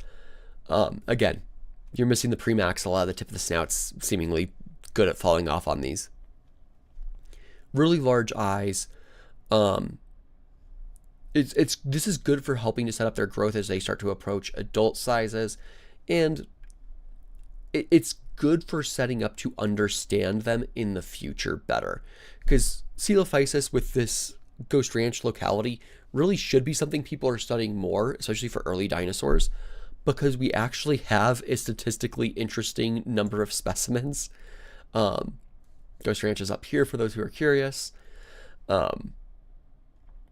State of New Mexico. I'll even leave it for a moment. But because there's so many of them, we can actually like do interesting statistical things with them. So really, we should be doing more with them. And I know Sky McDavid is doing a lot with them right now. So excited to see what more they're able to get going. This one was looking at CT scans of aquatic and marine crocodilians. And so why are you looking at the CT scans? Because you want to understand they were going back to the water, kind of like whales did. Did they do the same thing as whales? The answer is no, not really. And that's because they still had these really large sinuses. What that means is essentially if they were trying to dive deep or living out in deeper waters, those sinuses are going to start to compress and shift more and feel differently simply due to the pressures that they're facing. And it's not going to help the organism be able to function at depth. That's not what we start to see in whales. In whales, what we start to see is those sinuses shrinking, and there's a little bit of that here. There's also some flippers and things like the metriorhynchids, but in whales, we see essentially the loss of the sinuses almost completely, and that is part of why they were able to take to these open ocean areas a little bit better, probably. So that's where we're at. This is looking at, again, this kind of marine section. Yes, they did start to lose some of those sinuses, but again, that's part of the reason modern crocodilians haven't moved out to the ocean as much, and it's part of the reason they didn't have as much success as whales did, with whales also making that shift into the marine realm.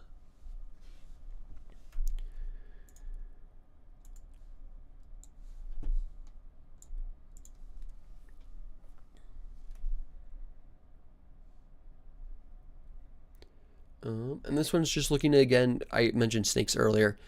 Snakes are, where's the, do I need to go to the full text PDF for all the images? Yeah, I think so. Unless there's a figures tab up here. Nope. Let's do that. There we go. Looking at viperids across Asia, looking at different traits on them, trying to identify, hey, can we narrow down to what they're looking for? They found that the hypophyses is the most important part for identifying vertebra within vertebrates, within viperids. That is going to be this kind of process down here on the bottom. The shape and position of that is really going to be kind of what you're using to understand what kind of animal it was. This is really useful. Snakes kind of suck in the fossil record because what do you want to fossilize if you want to identify something? Good, strong, heavy bones, like the jaw bones, except for snakes blew up their skull and made it really lightweight so it can expand. So that doesn't work. Or like good, heavy limb bones, which snakes don't have limbs.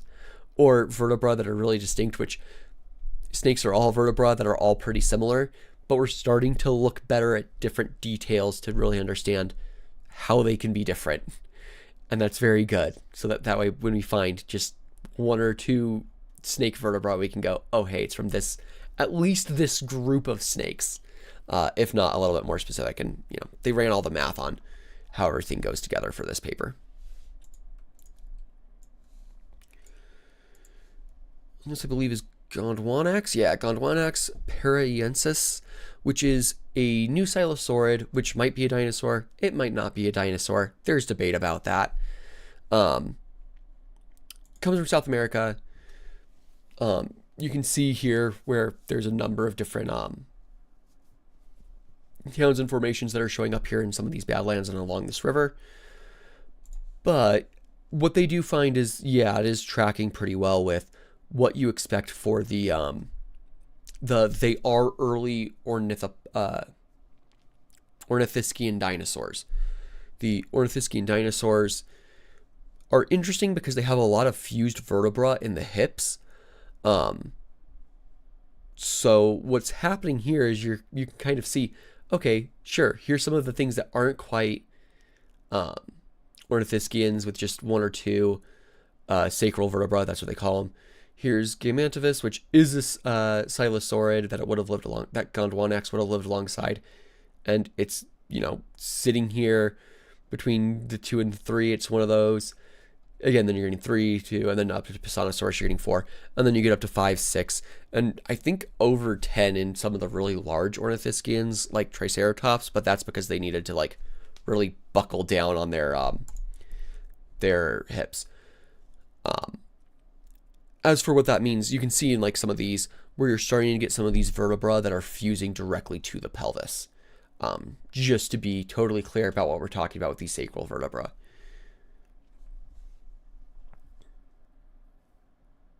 Oh, I did that one twice. Cool, I can skip that one. Ha. one less paper because I typed one twice. So this is looking at Muscarinus, which is, one of these theraspids, Therocephalian theraspids, predatory mammal relatives from the Permian. This one is looking at the postcranial, so everything behind the head. What you're getting is that it's different than what we see in some of these other ones. And that's in part because at least parts of the sternum aren't ossified, or they are ossified and it's not as much cartilage as what we have in some of the other Therocephalians. So it's a little more bony. What that means is maybe larger muscle attachments for the forelimbs, as we were talking about earlier, ironically enough. So yeah, there's good work being done on a lot of these organisms, but we really need better sampling, because you can't just sit there and have an 80, you can, but it's not normal to have an 80-page long paper where you're just describing the musculature of a bunch of different Therocephalians. It does make sense to kind of split these into different papers so that way you can use them as a larger body of work.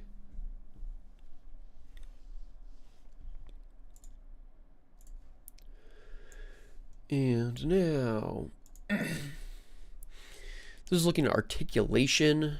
I'm just going to click to here.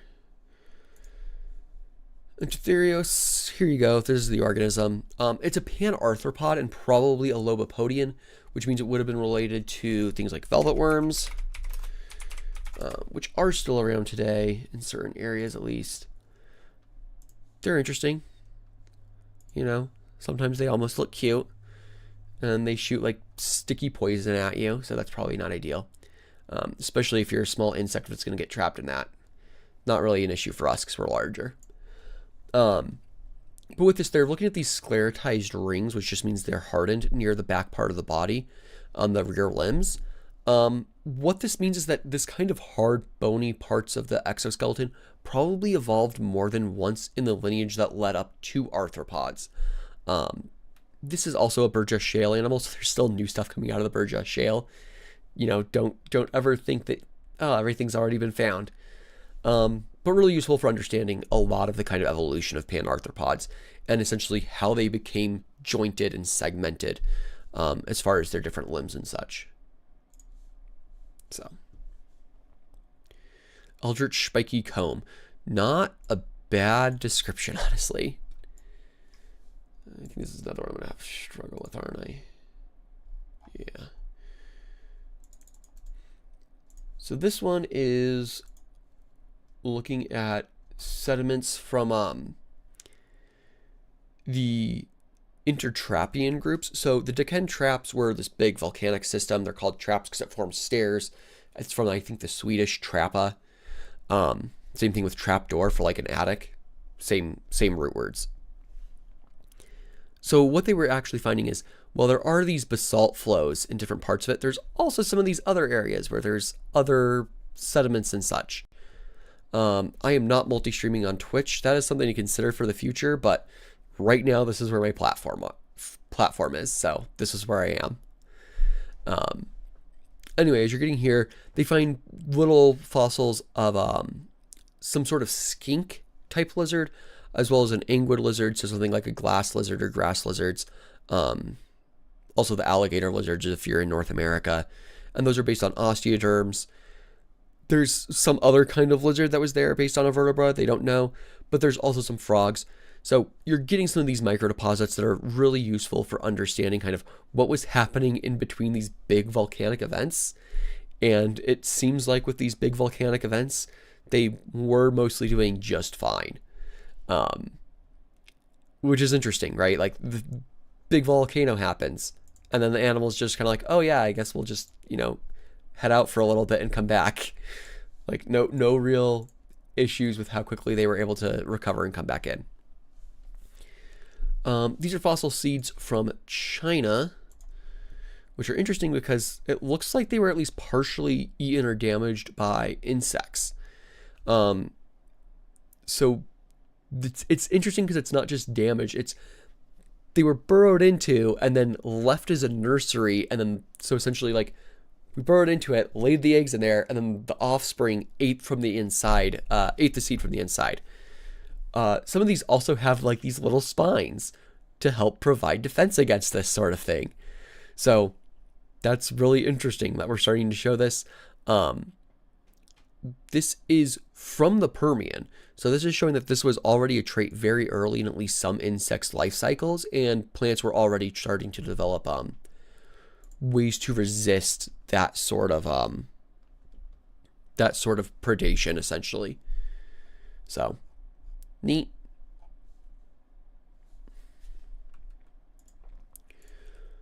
New Maniraptorian femur. So this is a femur which is just named that. There is no official name on it.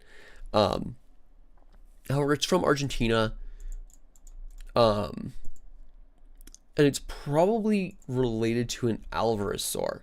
So the Alvarezsaurs are these, oh, here's one. Really interesting animals that had these really large claws, at least in some cases, and were probably mostly insect eaters. So they're using that to bust into termite mounds, ant hills, and then eating all of those. So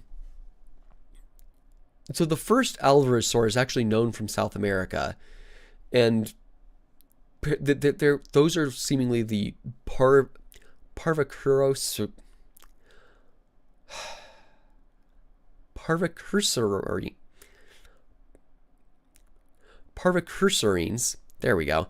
And it seems like this femur is probably pretty closely related to those ones. It's just helping to show that there's this really distinct fauna of South American Alvarezsaurs that were evolving at the same time as Alvarezsaurs were also diversifying in the northern hemisphere. We have a lot of them from Mongolia, parts of China, and even a few in North America. So, yeah, really interesting find. We're starting to find partial things that are helping to let us understand a little bit more of the broader diversity that was happening.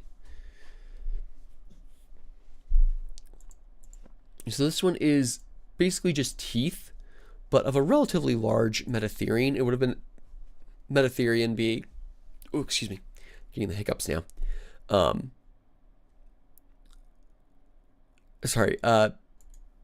Metatherians being the mammals which are essentially modern, right? Oh, is that, I know there's a figure for that somewhere.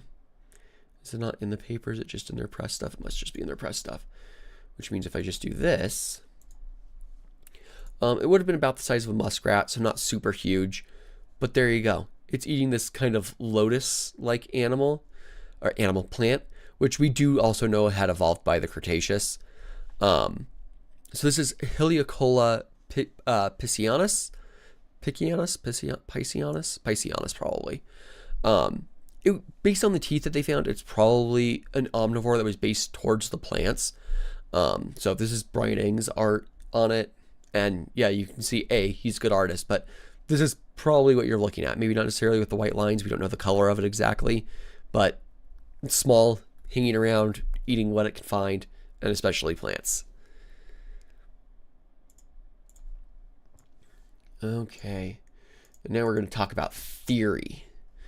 So punctuated equilibrium is this idea that there's evolutionary stasis that's very, very calm with very little change, and then there's sudden change in the environment and sudden diversification event, as opposed to more gradual. Well, you have this, and there's slow change in the environment, so the evolutionary trajectory just kind of leans one way. And the answer for which one is correct is probably somewhere in the middle. This is basically just talking about the different concepts surrounding it. And it goes into a lot of detail. You have these kinds of things where it's, well, yeah, once you get up onto one of the tops of one of these hills, it's hard to lose those traits to get back to a different trait. Once you have something that is functioning and functioning well, if something changes and that's not advantageous anymore, it's hard to get off of that and start a new trajectory. I believe it's figure 4 is the one that I had marked. Yep. So there you go. Here's your fitness landscape. Again, it's a bunch of modeling and stuff, but it's just talking about this, which For vertebrate paleontology, it's a little harder to discuss. With invertebrate paleontology, you have a much richer fossil record, especially with things like snails and stuff. You can see this happening in the fossil record pretty well with certain taxa. But just looking at all of the kind of modeling you can do with this. And then jumping into invertebrates, we're actually going to be looking at corals. Mostly because this paper was looking at corals and looking at the amounts of nitrogen-15 in them, and they found that in the Devonian 385 million years ago, tabulate and isolated or grouping rugose corals had low delta 15 nitrogen 15, which solitary corals wouldn't have had that. Based on what we know, with modern day corals, some of them have dinoflagellates, which are another organism that photosynthesizes, that lives inside of it, and it'll photosynthesize and it'll pop out a little pellet of essentially food for the coral. And so the dinoflagellate gets to live happily inside of a coral and be protected, and the coral gets free food. It's this really neat symbiosis. This is basically finding that, yeah, we have the same thing, at least in the tabulate and the grouping rugose corals, that they would have had these symbionts. And based on the map here, they're actually discussing that it's pretty likely that some of these areas had relatively low nutrients, which would be a good reason for this to evolve, because suddenly you're getting all these extra nutrients from this photosymbiont instead of just needing to rely solely on what you can filter feed. Okay. Oh, thank you, JVP, for being open access. So this one is looking at Campylognathioides and Dorionathus, which are pterosaurs from the Jurassic, and they're looking at stomach contents. And I'm going to be totally honest, it's not that shocking compared to what we expected, mostly because it's, hey, look, there's little hooklets, and one of these images should be better. There you go. Little hooklets coming from the belemnoids, which belemnoids are things like belemnites, right? Like they're basically squid with little hard parts at the very tip of them, like up here. And then hooklets. There's one that's just a fossil. Here's the hooklets inside of its stomach. So yeah, we're finding that, yes, these were definitely eating squid. They were targeting squid to at least some degree.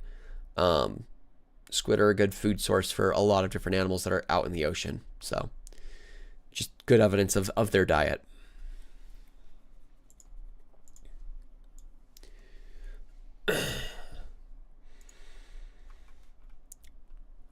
So this is a new species of Prophaethon, and it's Prophaethon waltonensis, which clay on the Eocene London clay of Walton on the Naze in Essex, UK. There's a ton of fossils coming out of there that are largely of birds. And Gerald Meyer, I think Kirchner's on this as well. Kitchener. Meyer's been doing a ton of description of these, so shout out to him for helping us understand Eocene birds, because literally no better place in the world right now for understanding Eocene birds, or at least the broad diversity of Eocene birds, than this clay. So yeah, that's what it is. And it would have been an early tropic bird, seemingly. The thing with tropic birds is tropic birds spend almost all their lives out in the middle of the ocean somewhere. Makes it really hard to find their fossils if they're dying out in the middle of the ocean, where the fossils just sink to the bottom and it either gets eaten or it fossilizes at the bottom of the ocean. So this is seemingly kind of close to when they were just transitioning from terrestrial into the marine realm. And it does seem similar to what genetics have said some of the tropic birds' closest relatives are. So that's the Equiothornes, which are things like penguins, storks, pelicans, loons, and even like the shoebill stork. So it makes sense that, yeah, okay, cool. It's kind of this watery bird that then just extends its living in the water to the entire ocean as far as their evolutionary trajectory. This one is looking at CT scans to try and understand head position of ceratopsians, and there's just one figure that explains everything, right? Oh, there it is. Look at that. So in some of these early ones, you have the mouth pointed slightly more upwards, and even still, it doesn't quite tilt that much down until you start getting into the really large horned ceratopsians. These are still ceratopsians. They're just not the super large horned ones. They existed for a long time, and there were actually some of these that would have lived alongside, or at least at the same time as Triceratops. However, again, you're starting to seemingly get both feeding, because size-wise it's going to need to get down and be able to actually grab plants, but also when it's fighting, it's going to need to have those horns facing forwards. And this is largely just based on the structures of the inner ear, where you have these 3 tubes, and there's one going side to side here that's hard to see. But essentially you want that one that's side to side to be horizontal, because that's kind of what gives you your sense of balance. So like when I was sick with the flu last week, sometimes balance sucked because my ears got stuffed up and the fluid just doesn't flow the same way. So it just kind of lags. But when you tilt your head, the fluid is flowing through those rings, and that's what tells you where your head is positioned. So if we know it's supposed to be flat in basically everything that's alive today, it's safe to assume it should be flat in these fossil animals. This is how they held their heads.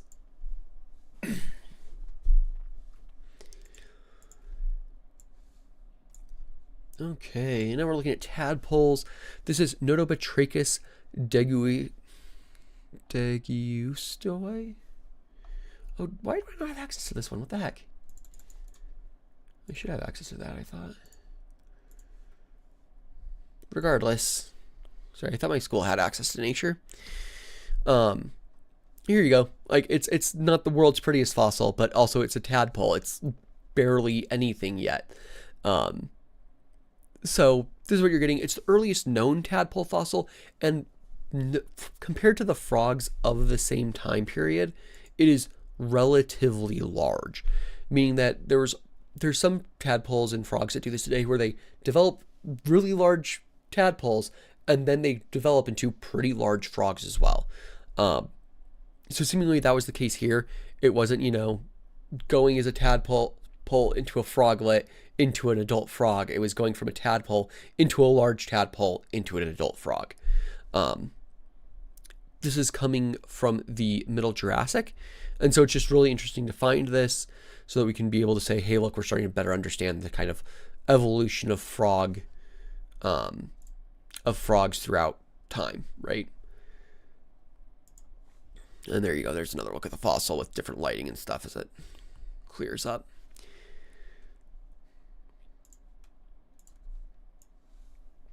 And now we're looking at extinction stuff. But this is the end Triassic, which was caused by the Camp, the Central Atlantic Magmatic Province.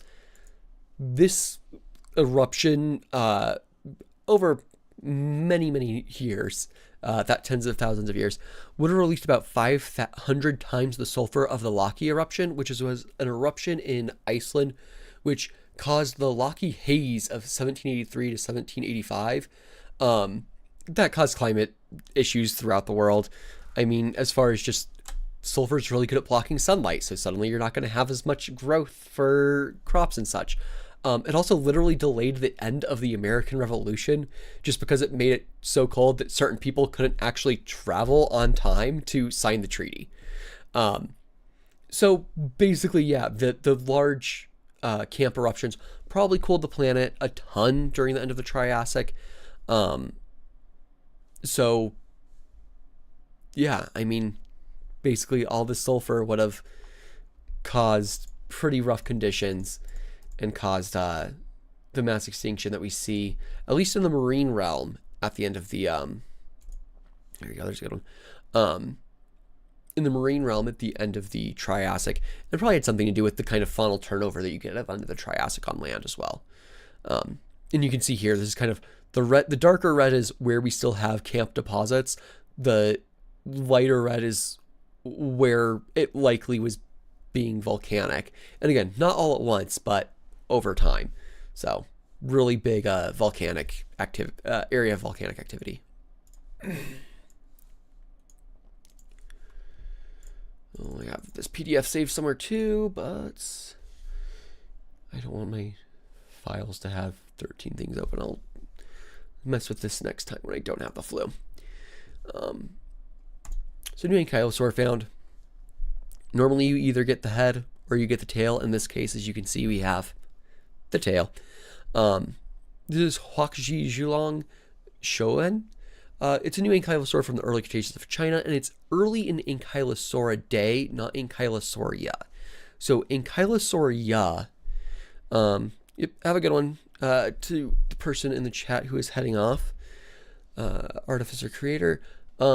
Ankylosauria includes things like nodosaurs and the polacanthines, which are also armored, but not with the big tail clubs. So this is one of the earliest ones we have with the big tail club. So cool to find. Makes sense because it seems like a lot of these early ones are coming from Asia. And I know that there are people who are working on the overall evolution of the group. Now we're getting into things that I started to cover more independently, and though there might be one more at the end still. So this is the one that was, hey, the De Palma et al. Paper really screwed up all of their data. Look, there's a change here, but they didn't put in a data point. We don't know where they got their data from because none of the labs that can run that data remember running their data. Hey, look, they said they took this sample from here, but they're saying they took it from somewhere else down here. There's a number of issues with the paper, including, for example, let me get down here. This is specimen, I'm just going to call it for this, specimen A. Here's specimen B. Oh, wait, these are the same specimen. You just turned the image around. So, you know, with breaking ankles, I do seem to recall at SVP someone mentioning that there is an oddly high proportion of Tyrannosaurus rex or Tyrannosaurid tibia that are damaged and broken compared to Allosaurus in the Morrison Formation. So very well, it may have been the case that Tyrannosaurs were getting their tibias broken by Ankylosaurs. Okay, so there's that one. Okay, this is one that I had written, but this was right after I had COVID, and then I was trying to get ready for my other conference, so I didn't get to record it. But this one is looking at fossil trackways where it's a really small animal taking really big steps. And so seemingly it's something like Microraptor that is using its wings to assist its movement. Again, you can see here, it's like this is longer than a cheetah relative to the overall size of the trackway. You have the pretty art in here? No, you don't. Dang it. So essentially it's just showing, here we go, pretty art. It's showing that, yeah, these smaller dinosaurs were able to, from what I know, no, those did not show signs of healing. At least none of the ones that I know of did. Anyway, yeah, so you're getting these early near bird dinosaurs being able to use their wings to assist in flight. What they also found, though, is that it essentially caps out at a certain size. And so essentially you had to be small in order to use this effectively. Let me find, I thought I had my notes somewhere.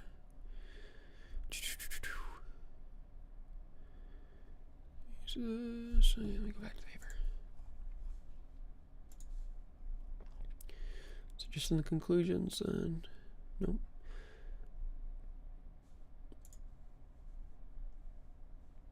Yeah. I don't recall, but it was something along the lines of like, if you're getting above like 5 kilograms, which is going to be, what is that, 12 pounds or so, it's not going to be able to use its wings to aid itself in this kind of movement. So this is something that's really unique to just the small microraptorine type dinosaurs. And then, boom, here we go. Final one, I believe. Yeah, final one. Here we go. So this is with Arthropleura. I did a whole video on this.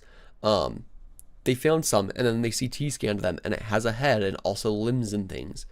With that, we can say that it's closer to millipedes, in part because 2 limbs per segment. Oh, there we go. There's some more in-depth table, but yeah, I wish there was a good figure on it. I agree, Ade. Um, Here on the antenna have 7 segments, something we find in millipedes. On the bottom of the jaw, we have this naphal lobe, the mouth lobe kind of thing here, something we see in millipedes and not centipedes, but also it has this extra set of maxilla, something we do see in centipedes, but not millipedes. So it has a little bit of a collection of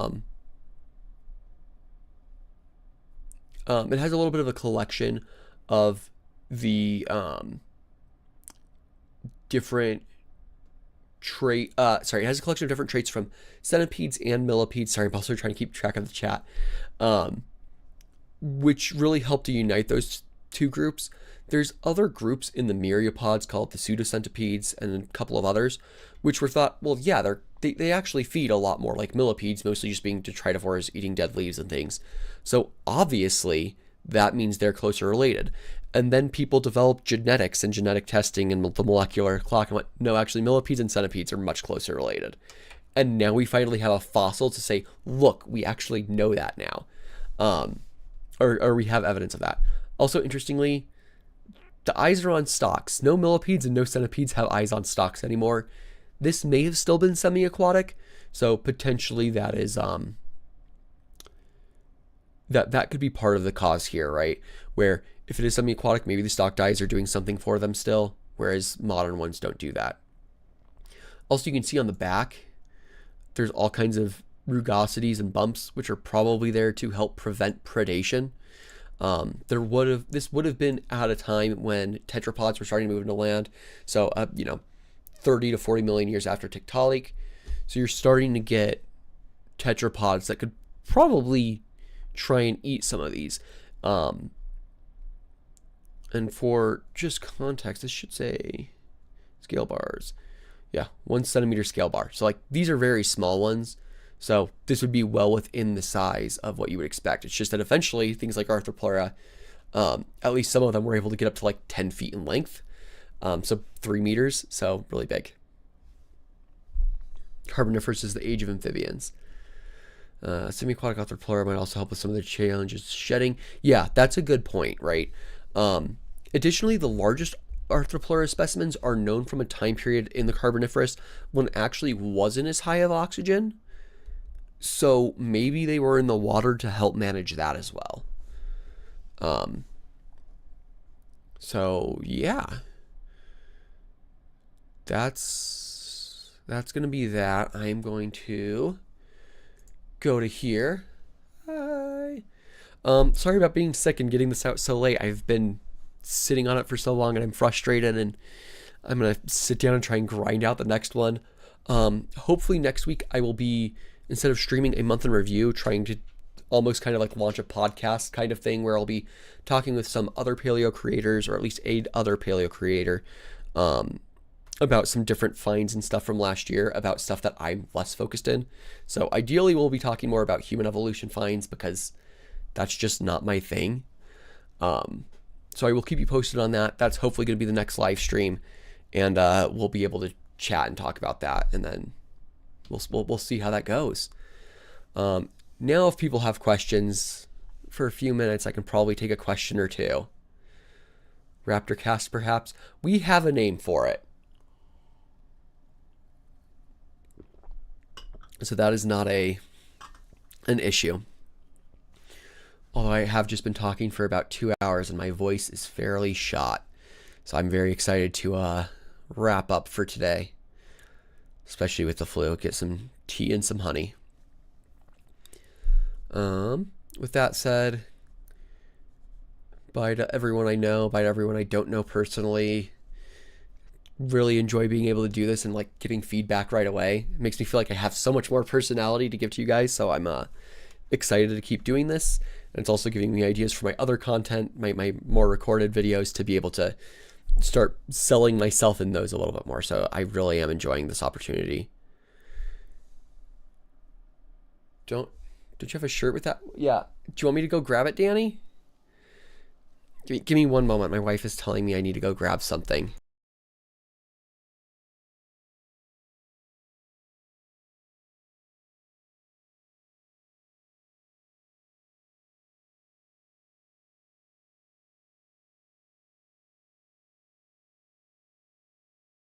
Okay, there you go. There's, if it's not reversed, that's going to be the podcast name and logo. 251.9, The Extinction. Like it's an old-timey, like it's a radio station. So that's going to be the goal there. Also, you can't really see the shirt that well. Pachycephalosaurus. This is going to be in the store when we actually get there. So we're getting to the last steps. I know we've been saying that, but unfortunately the flu really kicked our butt. So soon. With all that said, I am going to stop recording and stop streaming. So long, everyone. Bye.